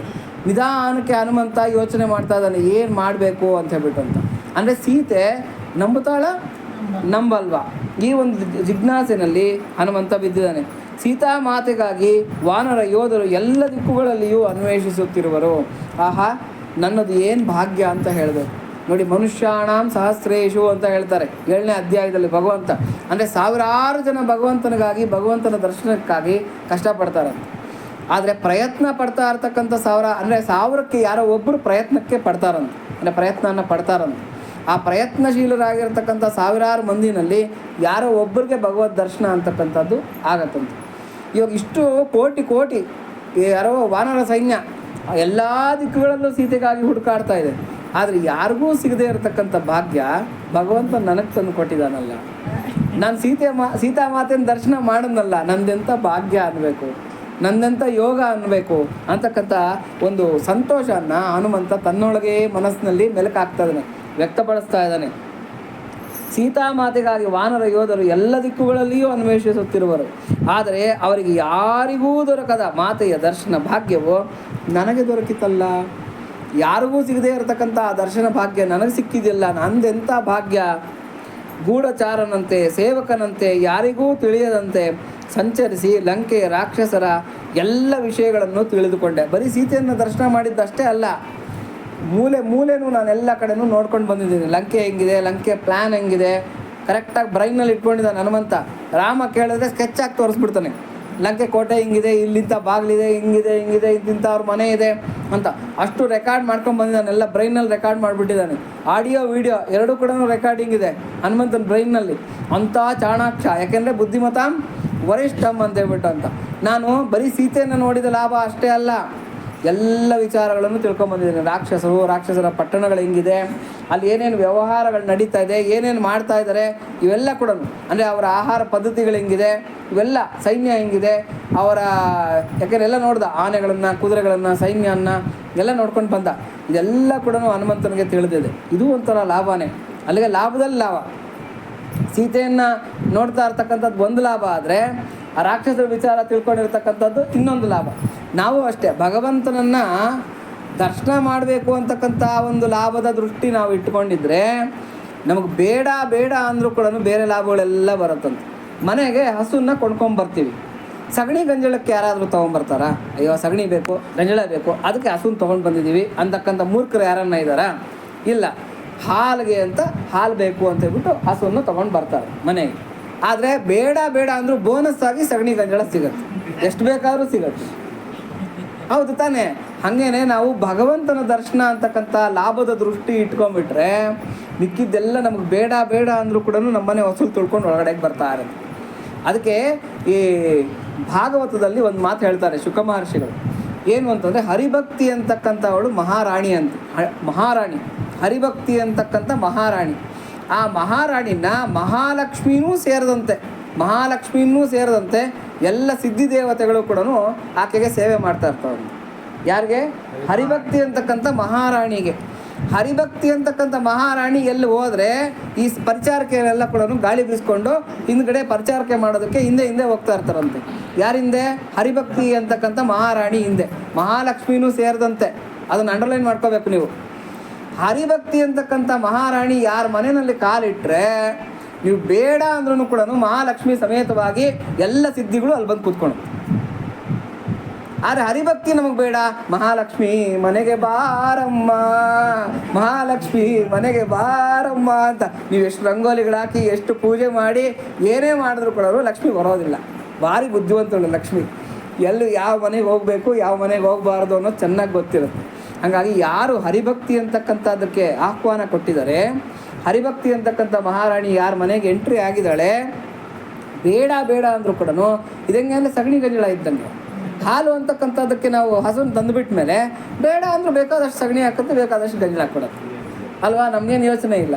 ಹಾಗಾಗಿ ಆ ಥರ ಭಕ್ತಿ ಅಂತಕ್ಕಂಥದ್ದು ಯಾರ ಮನಸ್ಸಿನಲ್ಲಿ ಇದೆಯೋ ಅವ್ರಿಗೆ ಬೇಡ ಅಂದರೂ ಕೂಡ ಭಗವಂತ ಆ ಸಿದ್ಧಿಗಳನ್ನು ಇದನ್ನು ಎಲ್ಲ ಕೊಡ್ತಾ ಇರ್ತಾನೆ. ನಾವೇನು ಅಂದರೆ ಆಮುಷ್ಮಿಕ ಕೇಳಬೇಕಂತ. ಆಮುಷ್ಮಿಕ ಅಂದರೆ ಮೋಕ್ಷ ಪದವಿ, ಭಗವಂತನ ಆ ದರ್ಶನ ಅಂತಕ್ಕಂಥ ಆ ಒಂದು ವರನ್ನ ಕೇಳ್ಕೊಂಬಿಟ್ರೆ ಇಹದಲ್ಲಿ ಏನು ಬೇಕೋ ಅದನ್ನೆಲ್ಲ ಕೂಡ ಕೊಡ್ತಾನೆ.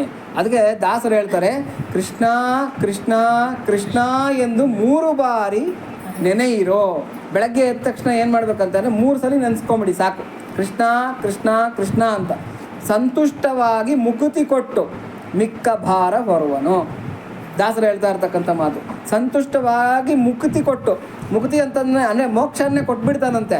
ಹಂಗನ್ಬಿಟ್ರು ಕೈ ಬಿಡೋದಿಲ್ಲ. ನಿಮಗೆ ಹರದಲ್ಲಿ ಮೋಕ್ಷ ಕೊಟ್ಬಿಟ್ಟಿದ್ದೀನಿ, ಇದರಲ್ಲಿ ನೀನು ಹೆಂಗನ್ನ ಇರು ಅಂತ ಹೇಳ್ಬಿಟ್ಟು ಬಿಟ್ಬಿಡೋದಿಲ್ಲ ಭಗವಂತ, ಕೈ ಬಿಡೋಲ್ಲ. ಸಂತುಷ್ಟವಾಗಿ ಮುಕ್ತಿ ಕೊಟ್ಟು ಮಿಕ್ಕ ಭಾರ ಹೊರುವನು. ಪೂರ್ತಿ ಭಾರ ಯೋಗಕ್ಷೇಮಂ ವಹಾಮ್ಯಹಂ ಅಂತ ಯಾವತ್ತೂ ಕೂಡ ಯುಗದಲ್ಲಿ. ಯಾಕೆ ಅಂತಂದರೆ ಭಗವಂತ ಅವನ ಇವಾಗ ಭಕ್ತರ ಮಾನ ಹೋಗೋದು, ಭಗವಂತನ ಮಾನ ಹೋಗೋದು ಎರಡೂ ಒಂದೇ. ಹೌದಾ? ಇವಾಗ ಮಕ್ಕಳೇನನ್ನ ತಪ್ಪು ಮಾಡಿದ್ರೆ ಯಾರಿಗೆ ಬೈಯೋದು? ಮಕ್ಕಳಿಗೆ ಯಾರು ಬೈಯಲ್ಲ. ಯಾವನ ನಿನ್ನನ್ನು ಹೆತ್ತೋನು, ನಿಮ್ಮ ಅಪ್ಪ ಅಮ್ಮ ಅಂತ ಬೈತಾರೆ. ಹೋಗೋದು ಯಾರಿಗೆ ಮಾನ? ಮಕ್ಕಳು ತಪ್ಪು ಮಾಡಿದ್ರೆ ಅಪ್ಪ ಅಮ್ಮಂಗೆ ಹೋಗೋದು. ಏನನ್ನ ದಡ್ಡಾಗಿ ವ್ಯವಹಾರ ಮಾಡಿದ್ರೆ ಯಾವನ ನಿನ್ಗೆ ಅಕ್ಷರ ಹೇಳ್ಕೊಟ್ಟನು ಗುರು ಅಂತ ಹೇಳ್ಬಿಟ್ಟು ಬೈತಾರೆ. ಪಾಪ ಮಾಡಿರೋದು ಇವನು ದಡ್ಡತನ, ಬೈಸ್ಕೊಳೋದು ಯಾರೋ? ಗುರು. ಹಾಗೆ ಭಕ್ತನಿಗೆ ಏನನ್ನ ಇಹದಲ್ಲಿ ಏನನ್ನ ತೊಂದರೆಗಳಾದರೆ, ಅಲ್ಲಿ ನಮ್ಮ ಈ ಭೂಲೋಕದಲ್ಲಿ ಏನನ್ನ ಭಕ್ತನಿಗೆ ಏನನ್ನ ತೊಂದರೆ ಆದರೆ ಮಾನ ಹೋಗೋದು ಯಾರಿಗೆ ಅಂತಂದರೆ ಭಗವಂತನಿಗಂತ. ಅಂಥ ದೇವ್ರ ಭಕ್ತನಪ್ಪ, ಇವ್ನಿಗೆ ಹಿಂಗೆ ಆಗ್ತಾಯಿದೆ ಅಂತ ಹೇಳ್ಬಿಟ್ಟು ಎಲ್ಲರೂ ಅನ್ಕೊತಾರಂತೆ. ಹಾಗಾಗಿ ಅವನೇನು ಅಂತಂದರೆ ಪ್ರಹ್ಲಾದ ಅದರಲ್ಲಿ ಬರುತ್ತೆ, ನನು ಕಾಪಾಡಿ ನೀ ಬಿರುದమును ನಿಲುಪುಕೊಂಟಿವ ಶ್ರಿತಮಂದಾರ ಅಂತ ಹೇಳ್ಬಿಟ್ಟು. ಭವಜಲದಿನಿ ಪಡಿ ತೇಲಗಲೇನಿ ಜೀವುಲ ಬ್ರೋಚೆ ಪರಮಪುರುಷ ನನು ಕಾಪಾಡಿ ನೀ ಬಿರುದములు ನಿಲುಪುಕೊಂಟಿವ ಶ್ರಿತಮಂದಾರ ಅಂತ ಯಾವಾಗ ಹೇಳೋದು ಇದು ಸಂದರ್ಭ ಅಂತಂದರೆ ಸಮುದ್ರಕ್ಕೆ ಎತ್ತಾಕ್ಬಿಟ್ಟಿರ್ತಾರೆ. ಯಾರನ್ನ? ಪ್ರಹ್ಲಾದನ್ನ ಸಮುದ್ರಕ್ಕೆ ಎತ್ತಾಕ್ಬಿಟ್ಟಿರ್ತಾರೆ. ಆದರೆ ಸಮುದ್ರದಿಂದ ಪಾರಾಗಿ ಪ್ರಹ್ಲಾದ ಆಚೆ ಕಡೆಗೆ ಬರ್ತಾನೆ. ಅಪ್ಪ, ನಾನೇನ ಸಮುದ್ರದಲ್ಲಿ ಮುಳುಗಿ ಇವಾಗ ಏನನ್ನ ತೀರ್ಕೊಂಡ್ಬಿಟ್ಟಿದ್ದಿದ್ರೆ ಭವಜಲದಿಯಿಂದನೇ ನೀನು ಮುಳುಗೋಕೆ ಬಿಡೋಲ್ಲ. ಅಂದರೆ ಭವಜಲದಿ ಅಂದರೆ ಭವಸಾಗರದಲ್ಲೇ ನೀನು ನಮ್ಮನ್ನು ಮುಳುಗೋಕೆ ಬಿಡೋದಿಲ್ಲ, ಸಮುದ್ರದಲ್ಲಿ ಮುಳುಗೋಕೆ ಬಿಡ್ತೀಯಾ? ಒಂದು ವೇಳೆ ನಾನೇನು ಮುಳುಗಿದ್ದಿದ್ರೆ ನಿನ್ನ ಬಿರುದು ಬಾವಳಿಗಳೆಲ್ಲ ಕೂಡ ವೇಸ್ಟ್ ಆಗೋಗಿರೋದು. ವೇಸ್ಟ್ ನೀನು ಭಕ್ತವತ್ಸಲ, ಆಮೇಲೆ ಆಶ್ರಿತ ವತ್ಸಲ ಅಂತೆಲ್ಲ, ಆಪತ್ ಬಾಂಧವ ಅಂತೇನು ಕರೀತಾರೆ, ಆ ಬಿರುದುಗಳೆಲ್ಲ ವೇಸ್ಟ್ ಆಗೋಗಿರೋದು. ಹಂಗಾಗಿ ನನ್ನನ್ನು ಕಾಪಾಡಿದ್ದೇನಕ್ಕೆ ಅಂತಂದರೆ ಪಾಪ ನಿನ್ನ ಬಿರುದುಗಳು ವೇಸ್ಟ್ ಆಗಬಾರ್ದು ಅಂತ ಕಾಪಾಡ್ಕೊಂಡಿದ್ದೀಯ ನಿನ್ನನ್ನು ಅಂತಕ್ಕಂಥ ವರ್ಡು ಪ್ರಹ್ಲಾದ ಹೇಳ್ತಾನೆ.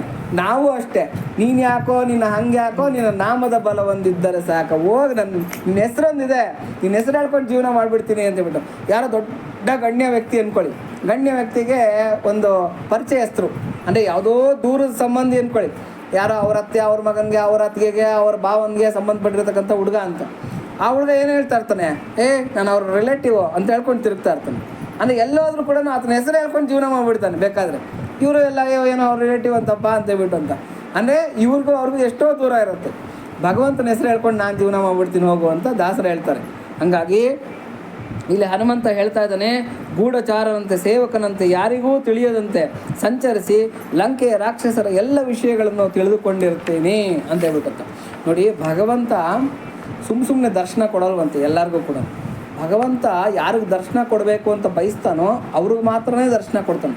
ಎಲ್ಲರಿಗೂ ಕೂಡ ಮುಕ್ತವಾಗಿರತಕ್ಕಂಥ ದರ್ಶನ ಸಿಗೋದಿಲ್ಲ. ನಾವು ದೇವಸ್ಥಾನಕ್ಕೆ ಹೋದರೂ ಕೂಡ ಭಗವಂತನ ನಾವು ನೋಡ್ತೀವಿ, ಭಗವಂತ ನಮ್ಮನ್ನು ನೋಡಲ್ವಂತೆ. ಭಗವಂತ ನಮ್ಮನ್ನು ನೋಡಿದ್ರೆ ನಮ್ಗೆ ಅಲ್ಲೇ ರೋಮಾಂಚನ ಆಗುತ್ತೆ, ಮೈ ನವಿರೇಳುತ್ತೆ, ಕಣ್ಣಲ್ಲಿ ನೀರು ಬರುತ್ತೆ, ಏನೋ ಒಂಥರ ಆನಂದ ಆಗುತ್ತೆ. ಆವಾಗ ತಿಳ್ಕೊಬೇಕಂತೆ, ಭಗವಂತ ನನ್ನನ್ನು ನೋಡಿದ್ದಾನೆ ಅಂತ ಹೇಳ್ಬಿಟ್ಟು ಅಂತ. ಹಾಗಾಗಿ ಭಗವಂತ ಯಾರಿಗೆ ದರ್ಶನ ಕೊಡಬೇಕು ಅಂತ ತಿಳ್ಕೊತಾನೋ ಅವ್ರಿಗೆ ದರ್ಶನ ಕೊಡ್ತಾನೆ. ನೋಡಿ, ಇಲ್ಲಿ ಶ್ರೀರಾಮಕೃಷ್ಣರು ಏನು ಹೇಳ್ತಾರೆ ಅಂದರೆ, ಕೆಲವು ಉದಾಹರಣೆಗಳನ್ನ ಕೊಡ್ತಾರೆ. ಮಗು, ಚಿಕ್ಕ ಮಗು ಇರುತ್ತೆ. ಚಿಕ್ಕ ಮಗುಗೆ ತಾಯಿ ಏನು ಮಾಡಿರ್ತಾಳೆ ಅಂದರೆ, ಅಡುಗೆ ಮನೇಲಿ ಏನೋ ಕೆಲಸಗಳಿರುತ್ತೆ, ಒಂದಷ್ಟು ಆಟ ಸಾಮಾನುಗಳು ಹಾಕ್ಬಿಟ್ಟು ಹೊಟ್ಟೋಗಿರ್ತಾಳೆ, ಆಟ ಆಡ್ಕೊಂಡಿರು ಅಂತೇಳ್ಬಿಟ್ಟು. ಇನ್ನು ಅಂದರೆ ದೊಗ್ಗಾಡೋಕ್ಕೂ ಬರಲ್ಲ ಮಗುಗೆ, ಕೂತ್ಕೊಳ್ತಾ ಇರುತ್ತೆ ಅಂತ ಮಗು ಅಂದ್ಕೊಳ್ಳಿ. ಅದು ಆಟ ಆಡ್ತಾ ಇರೋವರೆಗೂ ಸೇಫಾಗಿರ್ತಾಳೆ ಅಡುಗೆ ಮನೆಯಲ್ಲಿ ಕೆಲಸ ಮಾಡ್ಕೊಂಡು ತಾಯಿ. ಮಗುವಿನ ಚಿಂತೆ ಆಕೆಗೆ ಇಡಲ್ಲ, ಆಟ ಆಡ್ಕೊತಾ ಇದೆ ಬಿಡು, ಆಟ ಆಡ್ಕೊತಾ ಇದೆ, ಬೊಂಬೆಗಳೆಲ್ಲ ಹಾಕಿ ಬಂದಿದ್ದೀನಿ ಅಂತೇಳ್ಬಿಟ್ಟು. ಆದರೆ ಅದು ಆಟ ಆಡಿ ಆಡಿ ಬೊಂಬೆಗಳ ಆಟ ಸಾಕಾಗಿ ಎಲ್ಲ ಬೊಂಬೆಗಳನ್ನು ಕಾಲಲ್ಲಿ ಒದ್ದು ಎಸೆದು ಅಮ್ಮ ಅಂತ ಆಳೋಕ್ಕೆ ಶುರು ಮಾಡುತ್ತೆ. ಆವಾಗ ಅಡುಗೆ ಮನೆಯಲ್ಲಿ ತಾಯಿ ಇರ್ತಾಳ, ಓಡಿ ಬರ್ತಾಳೆ, ಮಗುವನ್ನ ಇದು ಮಾಡಬೇಕು ಅಂತೇಳ್ಬಿಟ್ಟು ಓಡಿ ಬರ್ತಾಳೆ.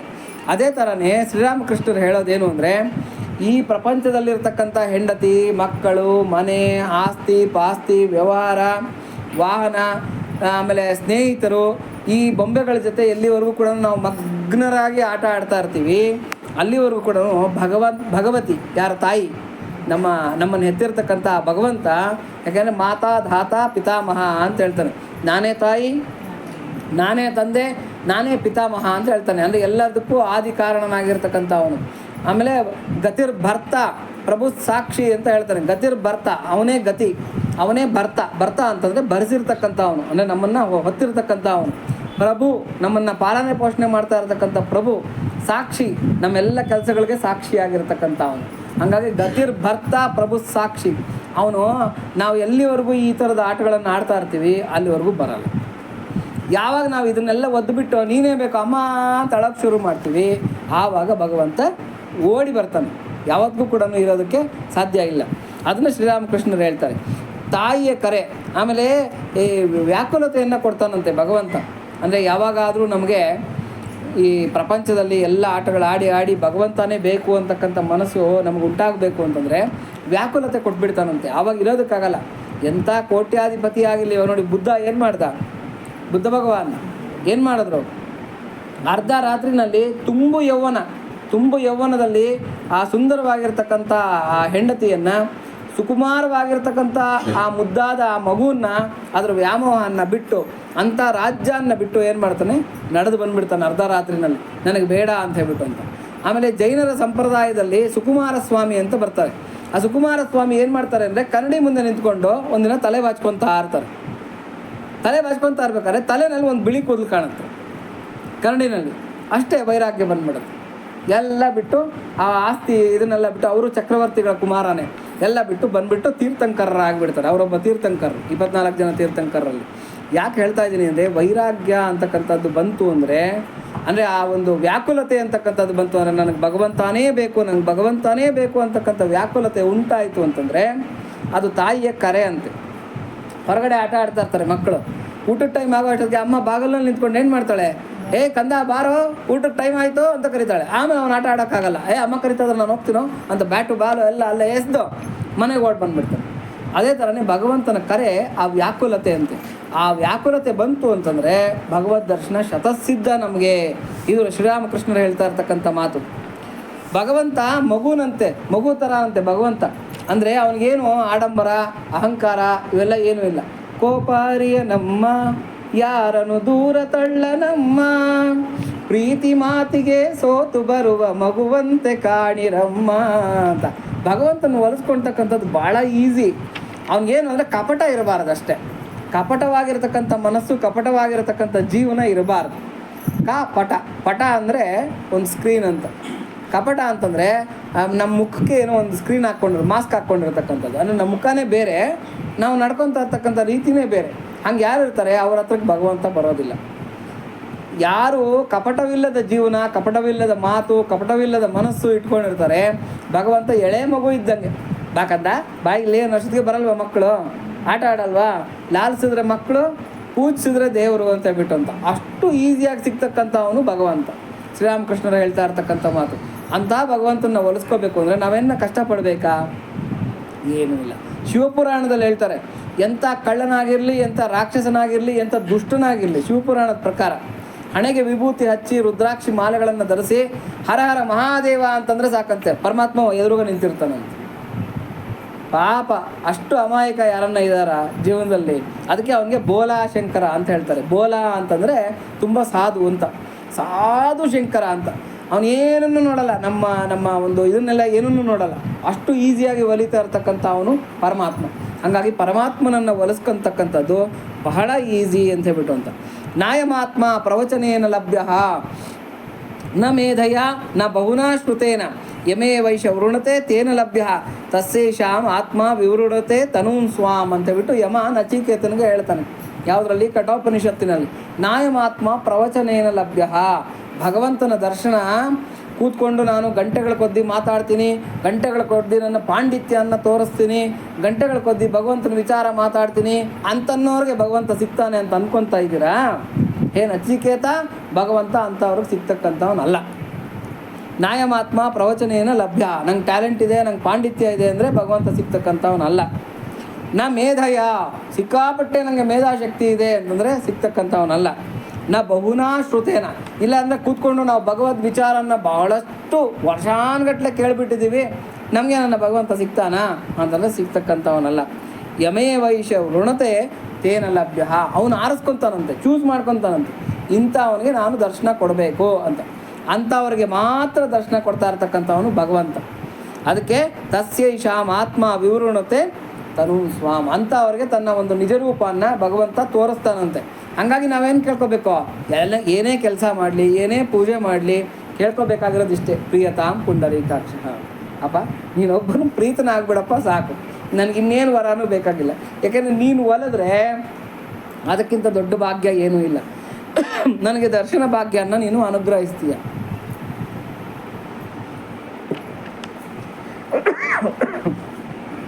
ನೀನು ಒಲಿಯದೇ ಇದ್ದರೆ ಏನು ಮಾಡಿ ಪ್ರಯೋಜನ ಏನು? ಏನು ಮಾಡಿದ್ರು ನೀನು ಸಿಗ್ತಕ್ಕಂಥವನಲ್ಲ, ಅಷ್ಟು ಈಸಿಯಾಗಿ ಯಾರ ಕೈಗೂ ಸಿಗ್ತಕ್ಕಂಥವನಲ್ಲ. ಈ ಭಗವಂತ ಅಂತಕ್ಕಂಥವನು ಚಾಣಾಕ್ಷವಾಗಿರ್ತಕ್ಕಂಥ ಚಿಕ್ಕ ಮೀನಂತೆ. ಇಷ್ಟೇ ಶ್ರೀರಾಮಕೃಷ್ಣರು ಹೇಳೋದು, ಸೂಕ್ಷ್ಮವಾಗಿರ್ತಕ್ಕಂಥ ಮೀನಂತೆ. ಎಂಥ ಬಲೆ ಹಾಕಿದ್ರೂ ತಪ್ಪಿಸ್ಕೊತಾನಂತವನು, ಅದರೊಳಗೆ ನುಸುಳ್ಕೊಂಡು ಹೊರಟೋಗ್ಬಿಡ್ತಾನಂತ. ಎಂಥ ಬಲೆ ಹಾಕಿದ್ರು ಕೂಡ ನುಸುಳ್ಕೊಂಡು ಓಡೋಗ್ಬಿಡ್ತಾನಂತೆ. ಆದರೆ ಭಕ್ತಿಯ ಬಲೆ ಯಾರು ಹಾಕ್ತಾರೆ ಅದರೊಳಗೆ ಪಟ್ಟಂತ ಸಿಕ್ಕಾಕೊಂಡ್ಬಿಡ್ತಾನಂತ, ತಪ್ಪಿಸ್ಕೊಳಕ್ಕೆ ಸಾಧ್ಯವೇ ಇಲ್ಲ. ಆ ಭಕ್ತಿ ಬಲೆಗೆ ಮಾತ್ರ ಸಿಗ್ತಕ್ಕಂಥವನು ಪರಮಾತ್ಮ, ಬೇರೆ ಯಾವುದಕ್ಕೂ ಸಿಗ್ತಕ್ಕಂಥವನಲ್ಲ. ಭಕ್ತಿ ಅಂದರೆ ಸಾ ತಸ್ಮಿನ್ ಪರಮ ಪ್ರೇಮ ರೂಪ ಅಂತ, ಪ್ರೀತಿ ರೂಪದಲ್ಲಿರ್ತಕ್ಕಂಥದ್ದು. ಅಂದರೆ ನನಗೆ ಭಗವಂತ ಒಬ್ಬನೇ ಸಾಕು, ಭಗವಂತನ ಪ್ರೀತಿನೇ ಸಾಕು ಅಂತ ಯಾರು ಪ್ರೀತಿಸ್ತಾ ಇದ್ದಾರೋ ಅಂಥವ್ರಿಗೆ ಸಿಗ್ತಕ್ಕಂಥವನು ಪರಮಾತ್ಮ. ಹಾಗಾಗಿ ಕೇಶವನೊಲುಮೆಯು ಆಗುವ ತನಕ ಹರಿದಾಸರೊಳಿರತರು ಎಲೆಮನವೇ, ಕನಕದಾಸರು ಹೇಳ್ತಕ್ಕಂಥದ್ದು. ಕೇಶವನ ಒಲುಮೆ ಆದರೆ ದರ್ಶನ ಸಿಗತ್ತೆ. ಅಲ್ಲಿವರೆಗೂ ನಾವು ಮಾಡಬೇಕಾಗಿರೋ ಕರ್ತವ್ಯ ಏನು ಅಂದರೆ ಹರಿದಾಸರು ಅಂದರೆ ಭಗವದ್ ಭಕ್ತರ ಜೊತೆಯಲ್ಲಿ ಸಂಘ ಮಾಡ್ಕೊಂಡಿರು. ಆವಾಗ ನಿನಗೆ ಭಗವಂತನ ಒಲಮೆ ಬೇಗ ಆಗತ್ತೆ ಅಂತ ಹೇಳ್ತಾರೆ. ನೋಡಿ, ಮುಳ್ಳು ಕೊನೆಯ ಮೇಲೆ 3 ಕೆರೆಯ ಕಟ್ಟಿ 2 ತುಂಬದು ಒಂದು ತುಂಬಲೇ ಇಲ್ಲ ಅಂತ ಒಗಟಿನ ಒಂದು ಸಂಕೀರ್ತನೆಯನ್ನು ಬರೀತಾರೆ ಪುರಂದರದಾಸರು. ಅದರಲ್ಲಿ ಹೇಳ್ತಾರೆ, ಬುಡವಿಲ್ಲದ ಮಡಕೆಗೆ ಹಾಕಿದರು 3 ಅಕ್ಕಿ ಕಾಳ. 3 ಮಡಕೆ ಇದೆಯಂತೆ, ಅದಕ್ಕೆ ಬುಡ ಇಲ್ಲ, ಅಂದರೆ ಕೆಳಗಡೆ ತಳ ಇಲ್ಲ. ಅದಕ್ಕೆ ಹಾಕಿದರು 3 ಅಕ್ಕಿ ಕಾಳ. ಅದಕ್ಕೊಂದು ಅಕ್ಕಿ ಕಾಳು, ಇದಕ್ಕೊಂದು ಅಕ್ಕಿ ಕಾಳು, ಅದಕ್ಕೊಂದು ಅಕ್ಕಿ ಕಾಳು ಹಾಕಿದ್ದಾರೆ. ಆದರೆ 2 ಬೇಯದ್ದು, ಒಂದು ಬೇಯಲೇ ಇಲ್ಲ. 2 ಮಡಕೆ ಬೇಯೋದಿಲ್ಲ, ಅದ್ರ ಸ್ವಭಾವನೇ ಅಷ್ಟು. ಹೋಲಿ ಇನ್ನೊಂದು ಮಡಕೆನಲ್ಲಿ ಇರ್ತಕ್ಕಂಥ ಅಕ್ಕಿ ಆದರೂ ಬೇಯ್ತಾ ಅಂದರೆ ಅದನ್ನು ನಾವು ಬೇಯಿಸ್ಕೊಳ್ಳಿಲ್ಲ ಕರೆಕ್ಟಾಗಿ. ನಾನು ಏನು ಮಾಡಲಿ ಅಂತ ಕೇಳ್ತಾರೆ. ಆ ಬೇಯದೇ ಇರತಕ್ಕಂಥ ಮಡಕೆ, ಅದರಲ್ಲಿರ್ತಕ್ಕಂಥ ಅಕ್ಕಿ ಕಾಳು ಯಾವುದು ಅಂದರೆ ಜ್ಞಾನ, ವೈರಾಗ್ಯ. ಏನು ಮಹಾಜ್ಞಾನ ನಾವು ಸಂಪಾದನೆ ಮಾಡಿ ಭಗವಂತನ ಒಲಿಸ್ಕೊಳೋದಕ್ಕಾಗತ್ತಾ? ಹಂಗಾಗಿ ಅದು ಬೇಯದೇ ಇರತಕ್ಕಂಥ ಮಡಿಕೆ. ವೈರಾಗ್ಯ, ನಾವೇನು ಮಹಾ ವೈರಾಗ್ಯಗಳಾಗಿ ನಾವೆಲ್ಲ ಕೂಡ ಜೀವನ ಮಾಡೋದಕ್ಕಾಗತ್ತಾ? ಅದು ಕೂಡ ಆಗೋದಿಲ್ಲ. ಆದರೆ ಇನ್ನೊಂದು ಮಡಿಕೆ ಇದೆಯಂತೆ, ಅದು ಯಾವುದು ಅಂದರೆ ಶ್ರದ್ಧೆ ಅಂದರೆ ಭಗವಂತನ ಮೇಲೆ ಇಡ್ತಾ ಇರತಕ್ಕಂಥ ಅಪಾರವಾದ ನಂಬಿಕೆ. ಆ ನಂಬಿಕೆ ಅಂತಕ್ಕಂಥ ಮಡಿಕೆನಲ್ಲಿ ಹಾಕಿರ್ತಕ್ಕಂಥ ಅಕ್ಕಿ ಕಾಳು ನಾವು ಕರೆಕ್ಟಾಗಿ ಒಲೆ ಉರಿ ಹಾಕಿ ಕರೆಕ್ಟಾಗಿ ಅದನ್ನು ಇದು ಮಾಡಿದ್ರೆ ಬೆಂದೋಗುತ್ತೆ, ಕರೆಕ್ಟಾಗಿ ಬೇಯುತ್ತದು. ಅದನ್ನು ನಾವು ಮಾಡ್ತಾ ಇದ್ದೀವ ಅಂದರೆ ನಾವು ಮಾಡ್ತಾ ಇಲ್ಲ, ಸುಮ್ಮನೆ ಅಕ್ಕಿ ಕಾಳು ಹಾಕ್ಬಿಟ್ಟು ಸುಮ್ಮನೆ ಕೂತ್ಕೊಂಡಿದ್ದೀವಿ ಬೇಯ್ಲಿ ಅಂತಬಿಟ್ಟು. ಆದರೆ ನಮ್ಮ ಟ್ಯಾಲೆಂಟು ಅನ್ನೋ ಅಕ್ಕಿ ಕಾಳು ಭಗವಂತನ ಹತ್ರ ಬೇಯೋದೇ ಇಲ್ಲ. ಹಾಗಾಗಿ 2 ಬೇಯದ್ದು, ಒಂದು ಬೇಯಲೇ ಇಲ್ಲ. ಎಲ್ಲರನ್ನೂ ಕೊಣಕ್ಕೊಂಬಿಡ್ತೀನಿ ನಾನು, ಅವನನ್ನು ಕೊಣಕ್ಕೊಂಬಿಡ್ತೀನಿ, ಇವನನ್ನು ಕೊಣಕ್ಕೊಂಬಿಡ್ತೀನಿ ಅಂತ ಹೇಳ್ಬಿಟ್ಟು ಅಂತ. ದುಡ್ಡಿನಿಂದ ಕೊಣಕ್ಕೊಳಕ್ಕಾಗದೇ ಇರೋವಂಥ ವಸ್ತುಗಳು ಜೀವನದಲ್ಲಿ ಭಾಳಷ್ಟಿದೆ. ಅದರಲ್ಲಿ ವಿಶೇಷವಾಗಿ ಭಗವಂತನ ಒಲಮೆಯನ್ನಂತೂ ನಾವು ದುಡ್ಡು ಕೊಟ್ಟು ಪಡ್ಕೊಳೋದಕ್ಕೆ ಸಾಧ್ಯವೇ ಇಲ್ಲ. ಹಾಗಾಗಿ ಇಲ್ಲಿ ಹನುಮಂತ ಹೇಳ್ತಾ ಇದ್ದಾನೆ, ಎಂಥ ಭಾಗ್ಯಶಾಲಿ ನಾನು, ನನ್ನಂಥ ಭಾಗ್ಯಶಾಲಿ ಯಾರೂ ಇಲ್ಲ. ಅಷ್ಟು ಕೋಟಿ ವಾನರರು ಸೀತಾದೇವಿಗಾಗಿ ಎಲ್ಲ ದಿಕ್ಕುಗಳಲ್ಲೂ ಹುಡುಕಾಡ್ತಾ ಇದ್ದಾರೆ, ಯಾರಿಗೂ ಸೀತೆಯ ದರ್ಶನ ಸಿಗಲಿಲ್ಲ. ಅಂತಹ ದರ್ಶನ ಭಾಗ್ಯ ಭಗವಂತ ನನಗೆ ಕೊಟ್ಟಿದ್ದಾನೆ ಇವತ್ತು. ಯಾಕೆ ಅಂತಂದರೆ ನನ್ನ ಮೇಲೆ ಇರ್ತಕ್ಕಂಥ ಪ್ರೀತಿ ಮೇಲೆ ಆ ಭಾಗ್ಯನ ಕೊಟ್ಟಿದ್ದಾನೆ. ಅಷ್ಟೇ ಅಲ್ದಿರ ರಾವಣನ ಆ ಒಂದು ಎಲ್ಲ ವಿಚಾರಗಳನ್ನು ತಿಳ್ಕೊಳ್ತಕ್ಕಂಥ ಭಾಗ್ಯನೂ ನಮಗೆ ಕೊಟ್ಟಿದ್ದಾನೆ ಅಂತ ಹೇಳ್ಬಿಟ್ಟು ಅಂತ ನೋಡಿ. ಪರಮಾತ್ಮ ಒಬ್ಬನು ಒಲಿದು ಬಿಟ್ಟರೆ ದರ್ಶನವೂ ಕೊಡ್ತಾನೆ, ನಾಲೆಡ್ಜನ್ನು ಕೊಟ್ಬಿಡ್ತಾನೆ. ನಾನು ಆಲ್ರೆಡಿ ಹೇಳಿದ್ದೀನಿ, ಈ ಕತೆ ಒಂದು ಹೇಳಿಬಿಟ್ಟು ಈ 30ನೇ ಸರ್ಕಾರನ ಮುಗಿಸ್ತೀನಿ. ಯಾಕೆಂದ್ರೆ ನಿಮಗೆಲ್ಲ ಕೆಳಗೆ ಕೂತ್ಕೊಳೋಕೆ ಬಾಧೆ ಆಗ್ತಾಯಿದೆ, ತೊಂದರೆ ಆಗ್ತಾಯಿದೆ, ಹೆಚ್ಚೊತ್ತು ಕೂತ್ಕೊಳಕ್ಕೆ ಆಗೋದಿಲ್ಲ ಇವತ್ತು. ಹಾಗಾಗಿ ಬೇಗ ಮುಗಿಸೋಣ.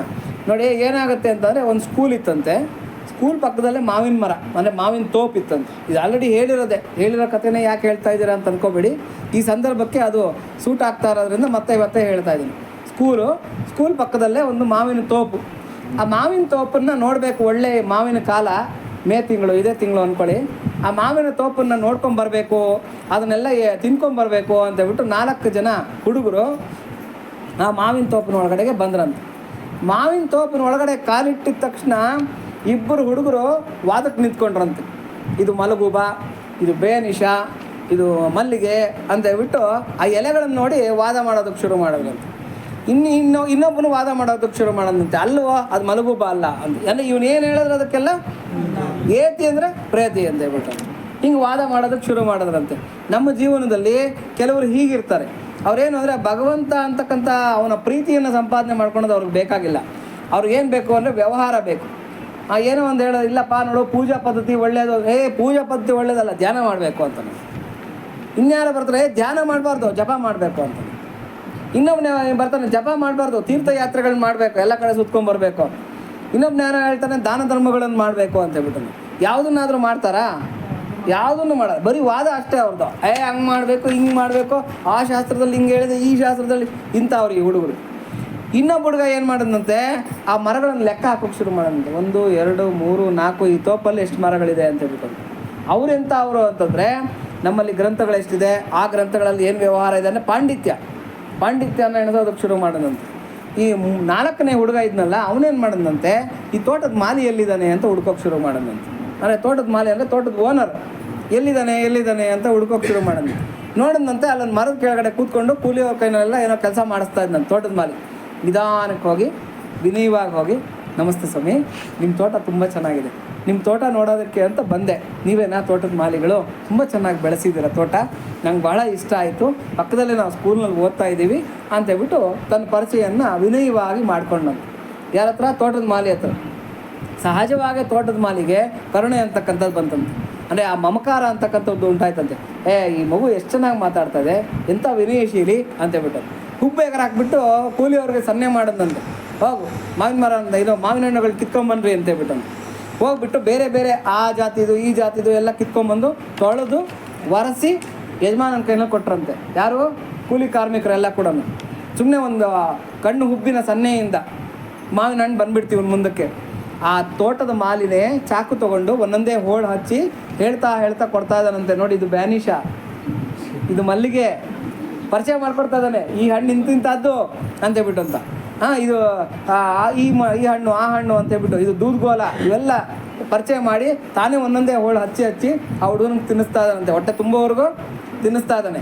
ಆಮೇಲೆ ಸ್ಟೋರಿ ಹೇಳ್ತಾ ಇದ್ದಾನಂತೆ, ನೋಡು ಇದು ಈಸ್ಟ್ ಇಂಡಿಯಾ ಕಂಪ್ನಿದು ಶೇರಲ್ಲಿತ್ತು, ನಮ್ಮ ತಾತ ಮುತ್ತಾತ ಯಾರೋ ಕೊಂಡ್ಕೊಂಡ್ರು, ಇಷ್ಟು ರೂಪಾಯಿ ಕೊಂಡ್ಕೊಂಡ್ರು, ಬೇರೆ ಬೇರೆ ಕಡೆಯಿಂದ ಈ ಥರ ಮಾವಿನ ಮರಗಳನ್ನು ಎಲ್ಲೆಲ್ಲಿಂದನೋ ತರಿಸಿದ್ದಾರೆ, ಇದನ್ನೆಲ್ಲ ಮೇಂಟೈನ್ ಮಾಡೋದಕ್ಕೆ ಇಷ್ಟು ಖರ್ಚಾಗುತ್ತೆ, ಈ ಥರ ಆ ಥರ. ಆ ಹುಡುಗ ಏನು ಕೇಳಲಿಲ್ಲ, ತೋಟದ ಮಾಲಿನೇ ಎಲ್ಲ ಹೇಳ್ತಾ ಇದ್ದಾನೆ. ಹಿಂಗಾಯಿತು ಹಂಗಾಯಿತು, ತೋಟದ ಕತೆ, ಹಿಸ್ಟ್ರಿ, ನಮ್ಮ ಜೀವನದಲ್ಲಿ ನಡೀತಕ್ಕಂಥದ್ದು ಇವೆಲ್ಲನೂ ಕೂಡ ಎಲ್ಲ ಆಯ್ತಂತೆ. ಅಷ್ಟೊತ್ತು ಸ್ಕೂಲ್ ಬೆಲ್ ಹೊಡಿತಂತೆ, ಟನ್ ಟನ್ ಟನ್ ಟನ್ ಟನ್ ಅಂತ.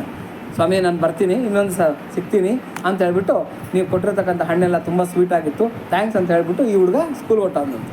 ಈ ವಾದ ಮಾಡ್ಕೊತಾ ಇದ್ರಲ್ಲ ಹುಡುಗರು, ಆ ಮರ ಎಣಿಸ್ತಕ್ಕಂಥ ಹುಡುಗರು, ಇವರೆಲ್ಲ ಮತ್ತೆ ಅಯ್ಯೋ ಬೆಲ್ ಹೊಡಿತು ನಡ್ರು ಅಂತ ಹೇಳ್ಬಿಟ್ಟು ಎಲ್ಲ ಸ್ಕೂಲ್ಗೆ ಹೊಟ್ಟೋಗ್ಬಿಟ್ರಂತೆ. ಆದರೆ ತೋಟಕ್ಕೆ ಬಂದಿದ್ದು 4 ಜನ ಏನಕ್ಕೋಸ್ಕರ? ಹಣ್ಣು ತಿನ್ನೋದಕ್ಕೋಸ್ಕರ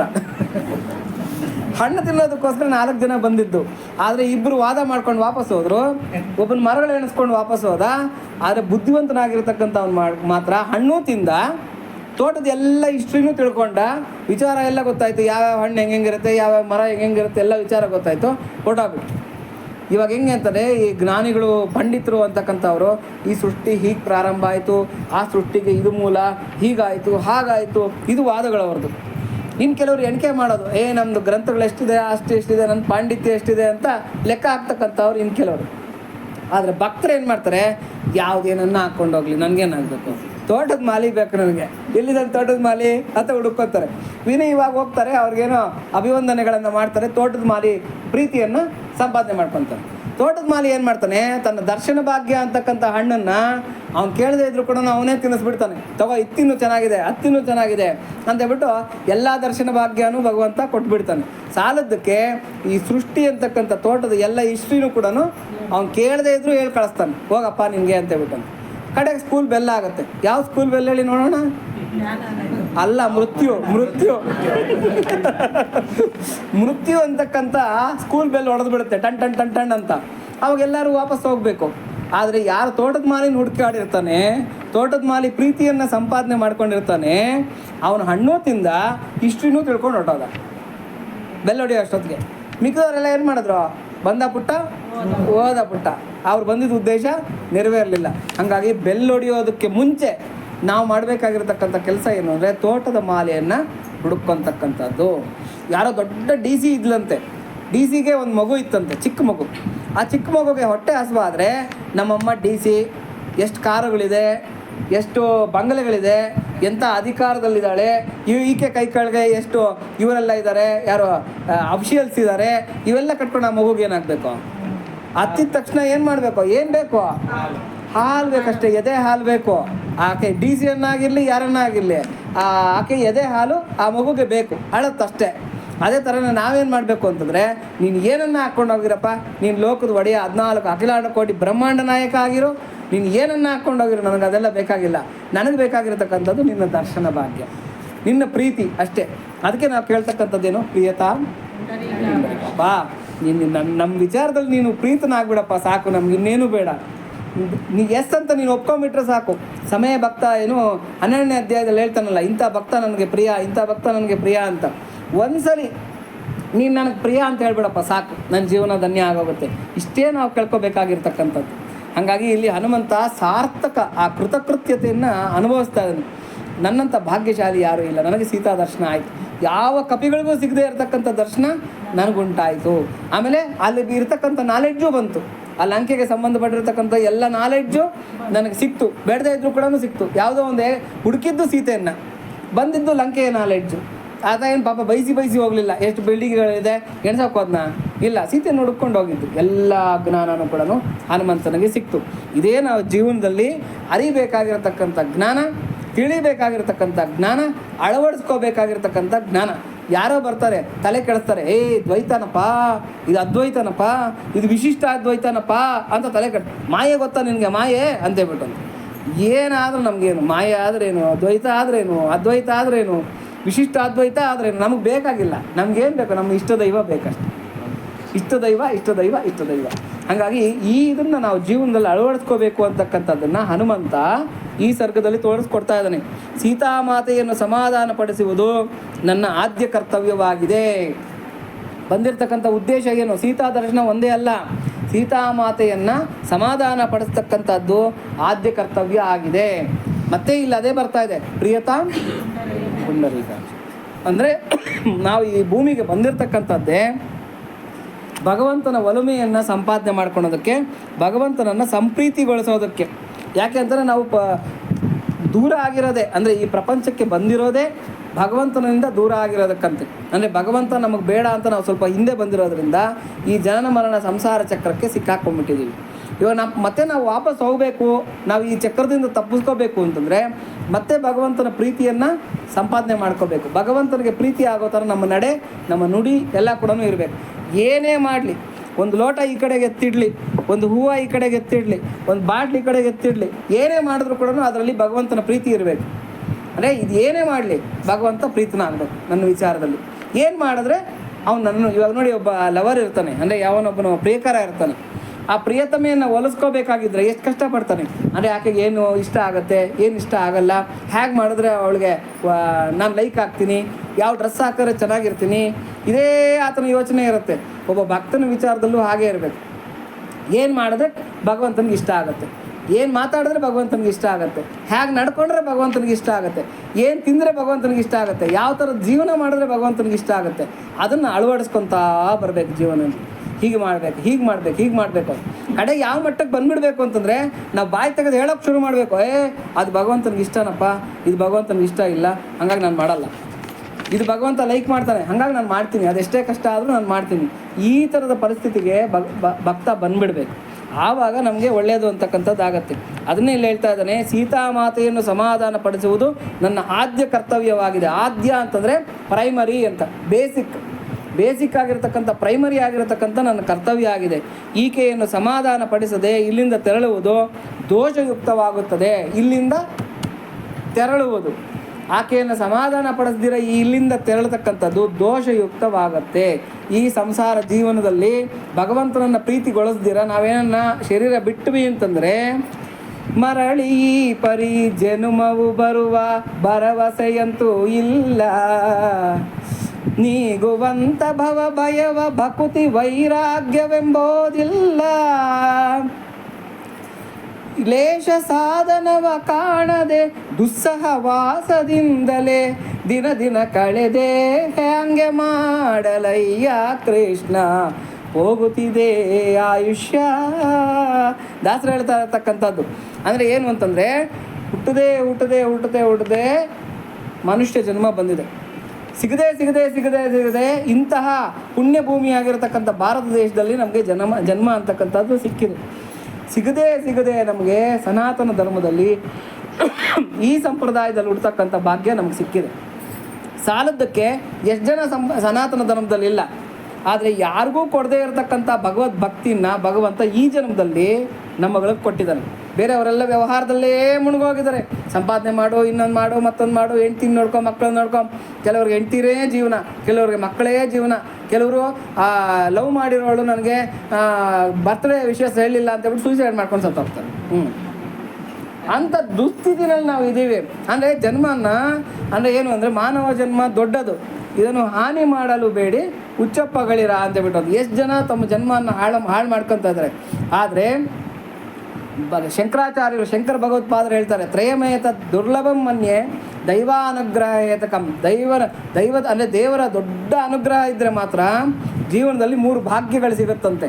ಮೊದಲನೇದು ಮನುಷ್ಯತ್ವಂ, ಮನುಷ್ಯನಾಗಿ ಹುಟ್ಟತಕ್ಕಂಥದ್ದು ಮೊದಲನೇ ಭಾಗ್ಯ. ಮುಮುಕ್ಷತ್ವಂ ಅಂದರೆ ನಾನು ಮೋಕ್ಷ ಪಡ್ಕೋಬೇಕು ಅಂತಕ್ಕಂಥದ್ದು 2ನೇ ಭಾಗ್ಯ. ಮಹಾಪುರುಷ ಸಂಶ್ರಯ. ಅಂದರೆ ಭಗವದ್ಭಕ್ತರ ಸಂಘದಲ್ಲಿ ಇರ್ತೀವಲ್ಲ, ಅದು ಮೂರನೇ ಭಾಗ್ಯ. ನಮಗೆ ಮೂರು ಕೊಟ್ಟಿದ್ದಾನೆ ಭಗವಂತ. ಮೊದಲನೇದು ಮನುಷ್ಯತ್ವ ಕೊಟ್ಟಿದ್ದಾನೆ, ಎರಡನೇದು ಮುಮುಕ್ಷತ್ವ ಕೊಟ್ಟಿದ್ದಾನೆ, ಅಂದರೆ ಮೋಕ್ಷ ಬೇಕು, ಭಗವಂತನ ದರ್ಶನ ಬೇಕು ಅಂತಕ್ಕಂಥ ಭಾಗ್ಯ, ಆ ಮೆಂಟಾಲಿಟಿನ ಕೊಟ್ಟಿದ್ದಾನೆ. ಎರಡನೇದು ಮಹಾಪುರುಷ ಸಂಶ್ರಯ ಅಂತ, ಮಹಾತ್ಮರ ಸಂಘದಲ್ಲಿ ನಮ್ಮನ್ನು ಇಟ್ಟಿದ್ದಾನೆ. ನೋಡಿ, ನಾವೆಲ್ಲ ಭಗವದ್ ಭಕ್ತರು ಒಂದು ಕಡೆ ಸೇರಿದ್ದೀವಿ, ಆದರೆ ನಮ್ಮಲ್ಲೆಲ್ಲ ಕೂಡ ವ್ಯವಹಾರ ಏನನ್ನ ಇದೆಯಾ? ಏನೂ ಇಲ್ಲ. ಮಾತಾಡಿದ್ರೆ ಏನು ಮಾತಾಡ್ತೀವಿ? ಭಗವಂತನ ವಿಚಾರನೇ ಮಾತಾಡ್ತೀವಿ. ಭಗವಂತನ ವಿಚಾರನೇ ವಾರ ಪೂರ್ತಿ ಏನು ನಡೆಯುತ್ತೆ, ಭಗವದ್ಗೀತೆ ಎಲ್ಲಿ ನಡೆಯುತ್ತೆ, ಎಲ್ಲಿ ಸಹಸ್ರನಾಮಗಳು ಮಾಡ್ತಾ ಇದ್ದೀವಿ, ಎಲ್ಲಿ ಭಜನೆ ಮಾಡ್ತಾ ಇದ್ದೀವಿ, ಬರೀ ಇದೇ ಚಿಂತನೆ, ಎಲ್ಲಿ ಪ್ರವಚನ ನಡೆಯುತ್ತೆ, ಇಷ್ಟೇ ನಮ್ಮದು ವ್ಯವಹಾರ. ಹಾಗಾಗಿ ಇದಕ್ಕಿಂತ ಭಾಗ್ಯ ಯಾವುದೂ ಇಲ್ಲ. ಅದನ್ನು ಶಂಕರ ಭಗವತ್ಪಾದರು ಹೇಳ್ತಾರೆ, ಮನುಷ್ಯತ್ವ ಮುಮುಕ್ಷತ್ವ ಮಹಾಪುರುಷ ಸಂಶ್ರಯ ಅಂತ. ಅಂತಹ ಪುಣ್ಯದ ಆ ಜೀವನದ ಜನ್ಮವನ್ನು ನಾವು ಪಡ್ಕೊಂಡಿದ್ದೀವಿ. ಇಲ್ಲಿಂದ ಏನನ್ನ ಭಗವಂತನನ್ನು ಸಂತೃಪ್ತಿ ಪಡಿಸ್ದಿರ ಹೋದರೆ ಮಹಾದೋಷ. ಯಾಕೆಂದರೆ ದಾಸರು ಏನು ಹೇಳ್ತಾ ಇದ್ದಾರೆ, ಮರಳಿ ಈ ಪರಿ ಜನ್ಮವು ಬರುವ ಭರವಸೆಯಂತೂ ಇಲ್ಲ. ಈ ಜನ್ಮನೆಲ್ಲ ವ್ಯರ್ಥ ಮಾಡಿಕೊಂಡು ಶರೀರವನ್ನು ಬಿಟ್ಟಿದ್ದೀವಿ ಅಂದರೆ ಹಂದಿಯಾಗಿ ಹುಟ್ಟಬೋದು, ನಾಯಿಯಾಗಿ ಹುಟ್ಟಬೋದು, ಮಲದಲ್ಲಿರ್ತಕ್ಕಂಥ ಕ್ರಿಮಿ ಹುಳುಗಳಾಗಿ ಹುಟ್ಟಬೋದು, ಯಾವ ತಿರಿಯ ಜಂತುಗಳಿಗೆ ಯಾವ ಯೋನಿಗಳಿಗೆ ಹಾಕಿಬಿಡ್ತಾನೋ, ಇಲ್ಲ ಎತ್ತಿ ಯಾವುದಾದ್ರೂ ಅಸುರಿ ಯೋನಿಗಳಿಗೆ ಹಾಕಿಬಿಟ್ರೆ ಅಲ್ವಾ? ನಾವು ನೋಡ್ತಾ ಇದ್ದೀವಿ ಪ್ರಪಂಚದಲ್ಲಿ ಅಸುರಿ ಯೋನಿಗಳು ಅಂತಂದರೆ ರಾಕ್ಷಸ ಪ್ರವೃತ್ತಿಯ ಜನರು. ಆ ರಾಕ್ಷಸ ಪ್ರವೃತ್ತಿಯ ಜನಗಳ ಮಧ್ಯದಲ್ಲಿ ಹಾಕ್ಬಿಟ್ರೆ ನಮ್ಗೆ ಅದೇ ಮೆಂಟಾಲಿಟಿನೇ ಬಂದ್ಬಿಡುತ್ತೆ, ಲೋಕಕಂಟಕರಾಗ್ಬಿಡ್ತೀವಿ ನಾವೆಲ್ಲ ಕೂಡ. ಹಾಗಾಗಿ ಮರಳಿ ಈ ಪರಿಯ ಜನ್ಮವು ಬರುವ ಭರವಸೆಯಂತೂ ಇಲ್ಲ. ಅದಕ್ಕೆ ಹನುಮಂತ ಹೇಳ್ತಾ ಇದ್ದಾನೆ, ಈಕೆಯನ್ನು ಸಮಾಧಾನ ಪಡಿಸದೆ ಇಲ್ಲಿಂದ ತೆರಳುವುದು ದೋಷಯುಕ್ತವಾಗುತ್ತದೆ ಎಂದು ಯೋಚಿಸಿದನು. ಇವಳೊಡನೆ ಮಾನವರಂತೆ ಸರಳ ಸಂಸ್ಕೃತ ಭಾಷೆಯಲ್ಲಿಯೇ ಮಾತನಾಡುತ್ತೇನೆ. ಮನುಷ್ಯನ ಥರ, ಅಂದರೆ ಕೋತಿಯೆಲ್ಲ ಮಾತಾಡೋದಿಲ್ಲ. ಆದರೆ ಆಕೆ ಭಯ ಬೀಳದಿರ ಒಳ್ಳೆ ಗ್ರಾಮರ್ ತಿಳಿದಿರ್ತಕ್ಕಂಥ ಅವನು, ಏನು ನವವ್ಯಾಕರಣ ಪಂಡಿತನಂತೆ ಹನುಮಂತ. ಒಂದು ವ್ಯಾಕರಣ ಅಲ್ಲ ತಿಳ್ಕೊಂಡಿರೋದು, 9 ವ್ಯಾಕರಣಗಳು. ಗುರು ಯಾರು? ಸೂರ್ಯ ಭಗವಾನ್ ಹತ್ರಕ್ಕೆ ಹೋಗಿ 9 ವ್ಯಾಕರಣಗಳನ್ನು ಕಲ್ತು ಬಂದಿರತಕ್ಕಂಥವನು ಹನುಮಂತ. ಹಾಗಾಗಿ ಹೆಂಗೆ ಮಾತಾಡಬೇಕು, ಯಾವ ಥರದಲ್ಲಿ ಮಾತಾಡಬೇಕು ಅಂತಕ್ಕಂಥ ಸುಸ್ಪಷ್ಟವಾಗಿರ್ತಕ್ಕಂಥ ಜ್ಞಾನ ಹನುಮಂತನಿಗಿದೆ. ಹಾಗಾಗಿ ಈಕೆಯ ಜೊತೆಯಲ್ಲಿ ನಾನು ಸರಳವಾಗಿರ್ತಕ್ಕಂಥ, ಅಂದರೆ ಸಿಂಪಲ್ ಲ್ಯಾಂಗ್ವೇಜ್, ಸಂಸ್ಕೃತ ಭಾಷೆಯಲ್ಲೇ ಮಾತಾಡ್ತೀನಿ. ರಾಕ್ಷಸಿಯರು ನನ್ನ ಮೇಲೆ ಎರಗಬಹುದು.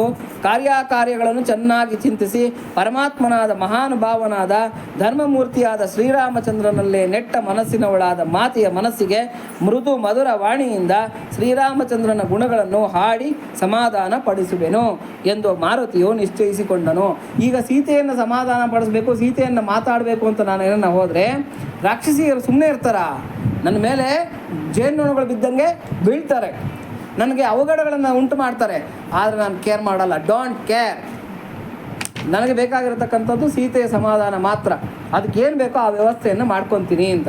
ನಾವು ನೋಡಿ, ಪ್ರಕೃತಿ ನಮಗೆ ಹೆಂಗೆ ಕೊಡುತ್ತಂತೆ ಈ ಪೆಟ್ಟುಗಳು ಅಂತಂದರೆ, ಭಗವಂತನ ವಿಚಾರದಲ್ಲಿ ನಾವೇನನ್ನ ಭಕ್ತಿ ಮಾಡ್ತಾ ಇದ್ದೀವಿ, ಭಗವಂತನ ಬಳಿಸಾರ್ತಾ ಇದ್ದೀವಿ ಅಂದರೆ ಪ್ರಕೃತಿ ಬಿಡೋದಿಲ್ವಂತೆ, ಕಾಟ ಕೊಡೋಕ್ಕೆ ಶುರು ಮಾಡುತ್ತೆ, ಹೆಂಡ್ತಿನ ತೋರಿಸುತ್ತೆ, ಮಕ್ಕಳನ್ನ ತೋರಿಸುತ್ತೆ, ವ್ಯವಹಾರದಲ್ಲಿ ಏನೋ ಕಷ್ಟಗಳನ್ನು ತಂದಿಕ್ಕುತ್ತೆ, ಏನೋ ಅವಘಡಗಳನ್ನು ತಂದಿಕ್ಕುತ್ತೆ, ರೋಗ ರುಜಿನಗಳನ್ನು ತಂದಿಕ್ಕುತ್ತೆ.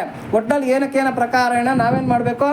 ಅಯ್ಯೋ ಬೇಡಪ್ಪ, ಈ ದೇವ್ರ ಸವಾಸನೆ ಬೇಡ, ನಾನು ಹೋದ ವರ್ಷದವರೆಗೂ ಚೆನ್ನಾಗೇ ಇದ್ದೆ ಸ್ವಾಮಿ, ಹೋದ ವರ್ಷ ಯಾರೋ ಹೇಳಿದ್ರು ಭಗವದ್ಗೀತೆ ಓದಿ ಅಂತ ಹೇಳ್ಬಿಟ್ಟು ಅಂತ ಓದೋಕೆ ಶುರು ಮಾಡಿದೆ ಅಷ್ಟೇ, ನಮ್ಮ ಮನೆಯಲ್ಲಿ ಶುರುವಾಯಿತು ಗಂಡ ಹೆಂಡತಿ ಜಗಳ, ಅತ್ತೆ ಮಾವನ ಜಗಳ, ಆಮೇಲೆ ಸಾಲ ಸೋಲುಗಳು, ಕಷ್ಟಗಳು, ಇವೆಲ್ಲ ಪ್ರಾರಂಭ ಆಗೋಗ್ಬಿಡ್ತು ಅಂತ ಹೇಳ್ಬಿಟ್ಟು ಅಂತ. ಯಾಕೆ ಅಂತಂದರೆ ಭಗವದ್ ಜ್ಞಾನ ಅಷ್ಟು ಈಸಿಯಾಗಿ ಯಾರಿಗೂ ಕೊಡೋಲ್ಲ ಭಗವಂತ. ಅವನೇನು ಮಾಡ್ತಾನೆ ಅಂದರೆ ಭಗವದ್ ಜ್ಞಾನ ಅನ್ನೋದು ವಜ್ರ ಇದ್ದಂಗೆ, ಅದನ್ನು ಮಾಯೆಯ ಸಂಪುಟದಲ್ಲಿ ಇಟ್ಟಿರ್ತಾನೆ. ಸಂಪುಟ ಅಂದರೆ ಡಬ್ಬಿ, ಮಾಯೆಯ ಡಬ್ಬಿನಲ್ಲಿ ಇಟ್ಟಿರ್ತಾನೆ. ಆ ಮಾಯೆ ಡಬ್ಬಿಯನ್ನು ನಾವು ತೆಗೆದು ತೊಗೋಬೇಕಾಗತ್ತೆ. ಹಾಗಾಗಿ ಕಷ್ಟಕ್ಕೆಲ್ಲ ಭಯ ಬಿದ್ದರೆ ಭಗವದ್ ಜ್ಞಾನ ಸಿಗೋದಿಲ್ಲ. ಭಗವದ್ಗೀತೆ ಬೇಕು ಅಂತಂದರೆ ಅದನ್ನೆಲ್ಲ ಪಕ್ಕಕ್ಕೆ ಸರಿಸಬೇಕು, ಜಯಿಸಬೇಕು. ಹಾಗಾಗಿ ಕೆಲವರೆಲ್ಲ ಹೇಳ್ತಾರೆ, ಅಯ್ಯೋ ನಿಂಗೆ ಗೊತ್ತಿಲ್ಲಪ್ಪ, ಈ ಪೂಜೆ ಮಾಡಿಬಿಟ್ರೆ ನಿಮ್ಮ ಮನೆಗೆ ಕಷ್ಟಗಳು ಬಂದುಬಿಡುತ್ತೆ, ದೇವ್ರ ಧ್ಯಾನ ಅವೆಲ್ಲ ನಮಗೆ ವಂಶ ಪಾರಂಪರ್ಯವಾಗಿ ಬಂದಿಲ್ಲ, ಅವೆಲ್ಲ ನಾವು ಮಾಡೋಕ್ಕೆ ಹೋಗಬಾರ್ದು, ನಿಮ್ಮ ತಾತ ಮಾಡಿದ್ರಾ, ನಿಮ್ಮ ಮುತ್ತಾತ ಮಾಡಿದ್ರಾ, ನೀನ್ಯಾಕೆ ಈ ಪೂಜೆ ಮಾಡೋಕ್ಕೆ ಹೋಗ್ತೀಯಾ, ಇವೆಲ್ಲ ನಮಗೆ ತಲೆ ಕೆಡಿಸ್ತಾರೆ. ಅವನ್ನೆಲ್ಲ ಮಾಡೋದಕ್ಕೆ ಹೋಗಬಾರ್ದು. ಅದನ್ನೆಲ್ಲ ಪಕ್ಕ ಇಟ್ಟು ಭಗವಂತನ ಸಂಪ್ರೀತಿನೇ ನಮ್ಮ ಜೀವನ ಅಂತಕ್ಕಂಥ, ಅದನ್ನೇ ಇಲ್ಲಿ ಹನುಮಂತ ಹೇಳ್ತಾ ಇದ್ದಾನೆ. ರಾಕ್ಷಸಿಯರು ಸುಮ್ಮನೆ ಬಿಡಲ್ಲ, ನನ್ನ ಮೇಲೆ ಎರಗುತ್ತಾರೆ. ಅಷ್ಟೇ ಅಲ್ಲ ನೋಡಿ, ಯಾರು ಭಗವದ್ಭಕ್ತಿಗೆ ಇಳಿತಾರೆ ಅವ್ರಿಗೆ ಕಾಮ ಜಾಸ್ತಿ ಆಗಿಬಿಡುತ್ತೆ, ಇಲ್ಲಾಂದರೆ ಕೋಪ ಜಾಸ್ತಿ ಆಗಿಬಿಡುತ್ತೆ. ಆಮೇಲೆ ಈ ಥರದ್ದೆಲ್ಲ ಅಂದರೆ ಈ ಇದಿರುತ್ತಲ್ಲ ಯಾವುದು ಅರಿಷಡ್ ವರ್ಗಗಳು, ಇವರೆಲ್ಲ ದುಷ್ಟಶಕ್ತಿಗಳು, ಇವರೆಲ್ಲ ರಾಕ್ಷಸರು. ಆ ಭಕ್ತನಿಗೆ ಅವನ ಹತ್ರಕ್ಕೆ ಹೋಗಬಾರ್ದು ಅಂತ ಹೇಳ್ಬಿಟ್ಟು ಎರಗಿಬಿಡ್ತಾರೆ. ನೀವು ಯಾವುದೇ ಚಿತ್ರ ನೋಡ್ರಿ, ತಪಸ್ಸು ಕೂತ್ಕೊಂಡವ್ರಿಗೆಲ್ಲ ಇಂದ್ರ ಕಾಟ ಕೊಡ್ತಾ ಇರ್ತಾನೆ. ಮಳೆ ಬರ್ಸೋದು, ಆಮೇಲೆ ಆಲಿಕಲ್ ಮಳೆ ಬರ್ಸೋದು, ಗಾಳಿ ಎಬ್ಸೋದು, ಅಪ್ಸರ ಸ್ತ್ರೀಯರನ್ನೆಲ್ಲ ತೋರಿಸಿ ಗಬ್ಬೆಬ್ಸೋದು, ಇವನ್ನೆಲ್ಲ ಮಾಡ್ತಾ ಇರ್ತಾನೆ ಇಂದ್ರ. ನಮಗೂ ಹಂಗೆ ಮಾಡ್ತಾನೆ. ಭಗವತ್ ಪ್ರೀತಿಯನ್ನು ಸಂಪಾದನೆ ಮಾಡಬೇಕು ಅಂತ ನಾವೇನನ್ನ ನಿಶ್ಚಯ ಮಾಡ್ಕೊಂಡಿದ್ದೀವಿ ಅಂತಂದರೆ ದೇವಾನ್ ದೇವತೆಗಳು ಕೂಡ ನಮ್ಮನ್ನು ಬಿಡಲ್ಲ, ಪ್ರಕೃತಿ ಕೂಡ ಬಿಡಲ್ಲ, ನಮ್ಮನ್ನು ಕಾಡಿಸುತ್ತೆ. ಆದರೆ ನಾವು ಎಲ್ಲದಕ್ಕೂ ಕೂಡ ಹೇರ್ ಆ್ಯಂಡ್ ಡ್ಯಾಶ್ ಆಗಿರಬೇಕು, ಯಾವುದಕ್ಕೂ ಹೆದರಬಾರ್ದು, ಡೋಂಟ್ ಕೇರ್ ಅಂತ ಹೇಳಬೇಕು. ಬಸವಣ್ಣನವ್ರದ್ದು ಒಂದು ವಚನ ಇದೆ, ಅದೇನು ಅಂದರೆ ಮೆಚ್ಚಿದನೆಂದರೆ ಸೆಲೆ ಮಾರು ಹೋದನೆಂದರೆ ತನುವನ್ನೆಲ್ಲ ಆಡಿಸಿ ನೋಡುವೆ ನೀನು. ಭಗವಂತನೇ ಅಲ್ಲಾಡಿಸ್ತಾನಂತೆ. ಅಂದರೆ ಅಪ್ಪ ನಿನ್ನನ್ನು ಹಚ್ಕೊಂಡಿದ್ದೀನಪ್ಪ, ನಿನ್ನನ್ನು ಪ್ರೀತಿ ಮಾಡ್ತಾ ಇದ್ದೀನಿ, ನಿನಗೇ ಶರಣಾಗತಿ ಮಾಡಿದ್ದೀನಿ ಅಂತಂದರೆ ಫಸ್ಟು ಭಗವಂತ ಏನು ಮಾಡ್ತಾನಂತೆ ಅಂದರೆ ತನು ಅಂದರೆ ಶರೀರನ ರೋಗ ರುಜಿನಗಳನ್ನು ಕೊಟ್ಟು ಅಲ್ಲಾಡಿಸ್ತಾನಂತೆ. ನೋಡೋಣ, ಇವನನ್ನು ಅಲ್ಲಾಡಿಸಿದ್ರೆ ನನ್ನ ದಾರಿಯಿಂದ ಪಕ್ಕ ಕೊಟ್ಟೋಗ್ತಾನ ಅಂತ ಹೇಳ್ಬಿಟ್ಟು. ಮನವನ್ನಲ್ಲಾಡಿಸಿ ನೋಡುವೇನೇನು, ನಾನು ಕೇರ್ ಮಾಡಲ್ಲ, ನೀನು ನನ್ನ ದೇಹಕ್ಕೆ ಎಷ್ಟನ್ನ ಕಷ್ಟ ಕೊಡು, ಎಷ್ಟನ್ನ ರೋಗ ಕೊಡು, ನಾನು ಕೇರ್ ಮಾಡಲ್ಲ ಅಂತಂದರೆ ಮನಸ್ಸನ್ನು ಅಲ್ಲಾಡಿಸ್ತಾನಂತೆ. ಟೆನ್ಷನ್ಸ್ ಕೊಡೋದು, ಏನೋ ಅವಮಾನಗಳನ್ನು ಮಾಡೋದು, ಅವ್ನು ಚಿಂತೆ ಮಾಡೋ ಥರ ಮಾಡೋದು, ಈ ಥರ ಎಲ್ಲ ಮಾಡಿ ಮನಸ್ಸನ್ನು ಹಿಂಡ್ತಾನಂತೆ. ನೋಡೋಣ ಬಿಟ್ಬಿಡ್ತಾನೇನೋ, ನನ್ನ ಹತ್ರಕ್ಕೆ ಬರ್ದಿರಾ ಅಂತ ಹೇಳ್ಬಿಟ್ಟು. ಧನವನ್ನಲ್ಲಾಡಿಸಿ ನೋಡುವೇನೇನು, ಎಲ್ಲದಕ್ಕಿಂತ ದೊಡ್ಡದೇನು ಹಣ ಅಂದರೆ ಹೆಣ ಕೂಡ ಬಾಯಿ ಬಿಡುತ್ತೆ ಅಂತ ಹೇಳ್ಬಿಟ್ಟು ಅಂತ ಹಣನ ಕಿತ್ಕೊಂಡ್ಬಿಡ್ತಾನೆ. ನೋಡೋಣ ಏನು ಮಾಡ್ತೀಯ ನೀನು, ನೋಡೋಣ ಅಂತ ಹೇಳ್ಬಿಟ್ಟು ಅಂತ. ಇವು ಯಾವುದಕ್ಕೆ ಕಂಜದೊಡೆ, ನೀನು ಏನನ್ನ ಮಾಡ್ಕೋ, ಏನು ಜರಗ ನೀವು ಊಪಾರಲ್ಲೇ ದೊಲೆ ಅಂತ, ನೀನು ಏನನ್ನ ಮಾಡು, ನಾನು ಡೋಂಟ್ ಕೇರ್ ಅಂತ ಏನನ್ನ ಅಂದಿದ್ದೀವಿ ಅಂತಂದರೆ ಭಕ್ತಿ ಕಂಪಿತ ನಮ್ಮ ಕೂಡಲ ಸಂಗಮ ದೇವ ಗಡಗಡ ಅಂತ ನಡ್ಕೊಂಡು ಭಕ್ತಿಗೆ ಹೆದರ್ಕೊಂಡು ಅವ್ರ ಮುಂದೆ ಬಂದು ನಿಂತ್ಕೊತಾನಂತೆ ಪರಮಾತ್ಮ. ಇದು ಬಸವಣ್ಣ ಹೇಳ್ತಾ ಇರ್ತಕ್ಕಂಥ ಮಾತು. ಇಲ್ಲಿ ಹನುಮಂತನು ಅದನ್ನೇ ಹೇಳ್ತಾ ಇದ್ದಾನೆ, ರಾಕ್ಷಸಿಯರು ನನ್ನ ಮೇಲೆ ಎರಗಬಹುದು, ಕಾರ್ಯಗಳನ್ನು ಚೆನ್ನಾಗಿ ಚಿಂತಿಸಿ ಪರಮಾತ್ಮನಾದ ಮಹಾನುಭಾವನಾದ ಧರ್ಮಮೂರ್ತಿಯಾದ ಶ್ರೀರಾಮಚಂದ್ರನಲ್ಲೇ ನೆಟ್ಟ ಮನಸ್ಸಿನವಳಾದ ಮಾತೆಯ ಮನಸ್ಸಿಗೆ ಮೃದು ಮಧುರ ವಾಣಿಯಿಂದ ಶ್ರೀರಾಮಚಂದ್ರನ ಗುಣಗಣಗಳನ್ನು ಹಾಡಿ ಸಮಾಧಾನ ಪಡಿಸುವೆನು ಎಂದು ಮಾರುತಿಯು ದೃಢವಾಗಿ ನಿಶ್ಚಯಿಸಿಕೊಂಡನು. ಮನಸ್ಸಿನಲ್ಲಿ ದೃಢವಾಗಿ ಅದೇನನ್ನು ಹಾಕ್ಕೊಂಡು ಹೋಗಲಿ, ಇವತ್ತು ನಾನು ಸೀತಾಮಾತೆಯನ್ನು ಮಾತಾಡಲೇಬೇಕು, ಸೀತಾಮಾತೆಗೆ ಸಮಾಧಾನ ಮಾಡಲೇಬೇಕು, ಅದೆಂಥ ರಾಕ್ಷಸಿಯರು ಏನೇನು ಮಾಡ್ತಾರೋ ನೋಡೇ ಬಿಡ್ತೀನಿ ಅಂತಕ್ಕಂಥ ದೃಢವಾಗಿರತಕ್ಕಂಥ ಮನಸ್ಸನ್ನು ಮಾರುತಿ ಇಲ್ಲಿ ತಗೊಳ್ತಾ ಇದ್ದಾನೆ ಅಂತನ್ನೋದಕ್ಕೆ ಮಹರ್ಷಿ ವಾಲ್ಮೀಕಿ ವಿರಚಿತ ಆದಿಕಾವ್ಯವಾದ ಶ್ರೀಮದ್ ರಾಮಾಯಣದ ಸುಂದರ ಕಾಂಡದಲ್ಲಿ 30ನೇ ಸರ್ಗವು ಸಂಪನ್ನಗೊಂಡಿತು. 30ನೇ ಸರ್ಗ ಸಂಪನ್ನಗೊಂಡಿತು. ನೋಡಿ, ಈ ಸರ್ಗನ ಓದಿದ ಮೇಲೆ ನಾವು ಒಂದು ದೃಢ ನಿಶ್ಚಯ ಮಾಡ್ಕೋಬೇಕು. ಈ ಮಾವಿನ ತೋಪಿಗೆ ನಾವು ಬಂದಿರತಕ್ಕಂಥದ್ದೇ ಮಾವಿನ ಹಣ್ಣು ತಿನ್ನೋದಕ್ಕೆ, ಭಗವದ್ ದರ್ಶನಕ್ಕೆ ನಾವು ಬಂದಿದ್ದೀವಿ, ಭಗವಂತನ ಪ್ರೀತಿ ಅಂತಕ್ಕಂಥ ಮಾವಿನ ಹಣ್ಣು ತಿನ್ನೋದಕ್ಕೆ ಬಂದಿದ್ದೀವಿ. Don't care. ಬೆಲ್ಲೊಡೆಯೋ ಅಷ್ಟರೊಳಗೆ ಅದು ಎಂಥ ರಾಕ್ಷಸಿಯರನ್ನು ಮೇಲೆ ಬೀಳಲಿ, ಎಂಥ ಅವಘಡನ್ನಾಗಲಿ, ಬೆಲ್ಲೊಡೆಯೋ ಅಷ್ಟರೊಳಗೆ ಆ ಹಣ್ಣು ತಿನ್ಕೊಂಡೇ ಹೋಗಬೇಕು. ಈ ದೃಢವಾಗಿರ್ತಕ್ಕಂಥ ಸಂಕಲ್ಪನ ನಾವು ಮನಸ್ಸಿನಲ್ಲಿ ಮಾಡ್ಕೋಬೇಕು. ಇದೇ ಈ ಸರ್ಗದ ಸಾರಾಂಶ. ಈ ಸರ್ಗನ ಯಾರು ಅಧ್ಯಯನ ಮಾಡ್ತಾರೆ, ಯಾರು ಪಾರಾಯಣ ಮಾಡ್ತಾರೆ, ಯಾರು ಪ್ರವಚನ ಮಾಡ್ತಾರೆ, ಯಾರು ಅದನ್ನು ಕೂತ್ಕೊಂಡು ಮನನ ಮಾಡ್ತಾರೆ, ಅವ್ರಿಗೆ ಭಗವತ್ ಸ್ಮರಣೆಯ ಲೀಲೆಯ ಮಹಿಮೆ ಸಾಕ್ಷಾತ್ಕರಿಸುವುದು. ನೋಡಿ, ಅಂತ ಅವ್ರಿಗೆ ಭಗವತ್ ಸ್ಮರಣೆ ಅಂತಕ್ಕಂಥದ್ದು ನಮ್ಗೆ ಗೊತ್ತಿಲ್ದಿರೇ ನಮ್ಮ ಮನಸ್ಸಿಗೆ ಬರುತ್ತಂತೆ. ನೋಡಿ, ಇದನ್ನು ಯಾರು ಅಧ್ಯಯನ ಮಾಡ್ತಾರೆ ಅವ್ರಿಗೆ ಆ ಭಗವತ್ ಲೀಲೆ, ಭಗವಂತ ಏನೇನು ಲೀಲೆ ಮಾಡ್ತಾ ಇದ್ದಾನೆ, ಅವನ ಮಹಿಮೆ ಎಂಥದ್ದು ಅಂತಕ್ಕಂಥದ್ದು ನಮಗೆ ಸಾಕ್ಷಾತ್ಕರಿಸುತ್ತಂತೆ. ಅಂದರೆ ಸ್ಫುರಣೆ ಆಗತ್ತೆ. ಜನ್ಮ ಕೃತಕೃತ್ಯವೆನಿಸುವುದು. ಅಂದರೆ ಕೃತ ಅಂದರೆ ಏನು ಮಾಡಬೇಕಾಗಿದೆ, ಕೃತ್ಯ ಅಂದರೆ ಅದನ್ನು ಮಾಡಿದವರು ಅಂತ. ಏನು ಮಾಡಬೇಕಾಗಿದೋ ಅದನ್ನು ಮಾಡಿದವ್ರು ಆಗ್ತೀವಿ. ಕೃತಕೃತ್ಯತೆ.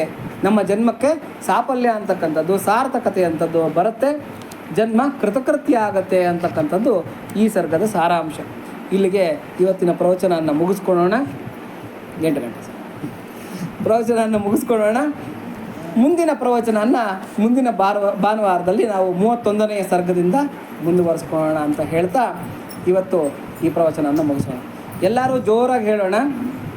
ಈಗ ಗೊತ್ತಾಗಿದೆ ಅಲ್ವಾ ಪ್ರಿಯತಾಂ ಪುಂಡರೀಕಾಕ್ಷದ ಬೆಲೆ ಏನು ಅಂತ? ಜೋರಾಗಿ ಹೇಳೋಣ. ಪ್ರಿಯತಾಂ ಪುಂಡರೀಕಾಕ್ಷಃ ಸರ್ವಯಜ್ಞೇಶ್ವರೋ ಹರಿಃ ತಸ್ಮಿನ್ ತುಷ್ಟೇ ಜಗತ್ತುಷ್ಟಂ ಪ್ರೀಣಿತೆ ಪ್ರೀಣಿತಂ ಜಗತ ಹರಿಃ ಓಂ ತತ್ಸತ್. ಶ್ರೀಕೃಷ್ಣಾರ್ಪಣಮಸ್ತು.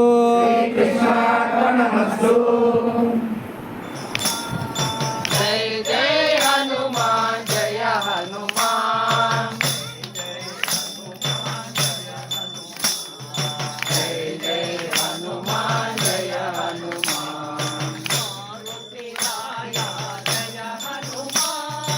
मारुतिराय जय हनुमान महानुभाव जय हनुमान मारुतिराय जय हनुमान महानुभाव जय हनुमान वायुकुमार जय हनुमान वानरवीरा जय हनुमान वायुकुमार जय हनुमान वानरवीरा जय हनुमान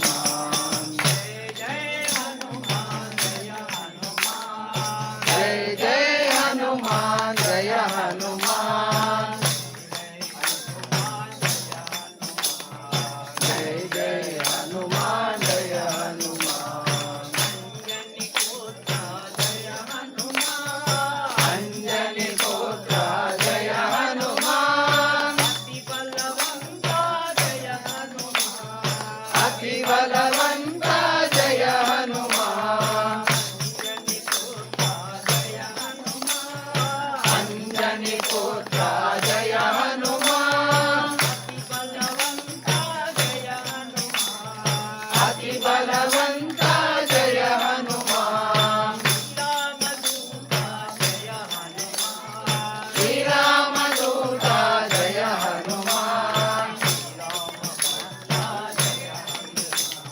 श्री राम भक्त जय हनुमान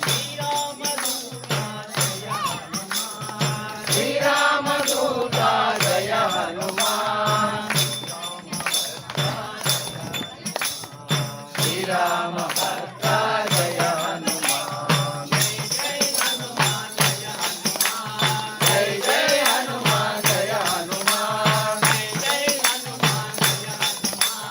जय जय हनुमान जय हनुमान जय जय हनुमान जय हनुमान मारुतिराय जय हनुमान महानुभाव जय हनुमान वायुकुमार जय हनुमान वानरवीरा जय हनुमान जय जय हनुमान जय हनुमान जय जय हनुमान जय हनुमान अंजनी पुत्र जय हनुमान अति बलवंत जय हनुमान श्री रामदूत जय हनुमान श्री राम भक्त जय हनुमान जय जय हनुमान जय हनुमान जय जय हनुमान जय हनुमान जय जय हनुमान जय हनुमान जय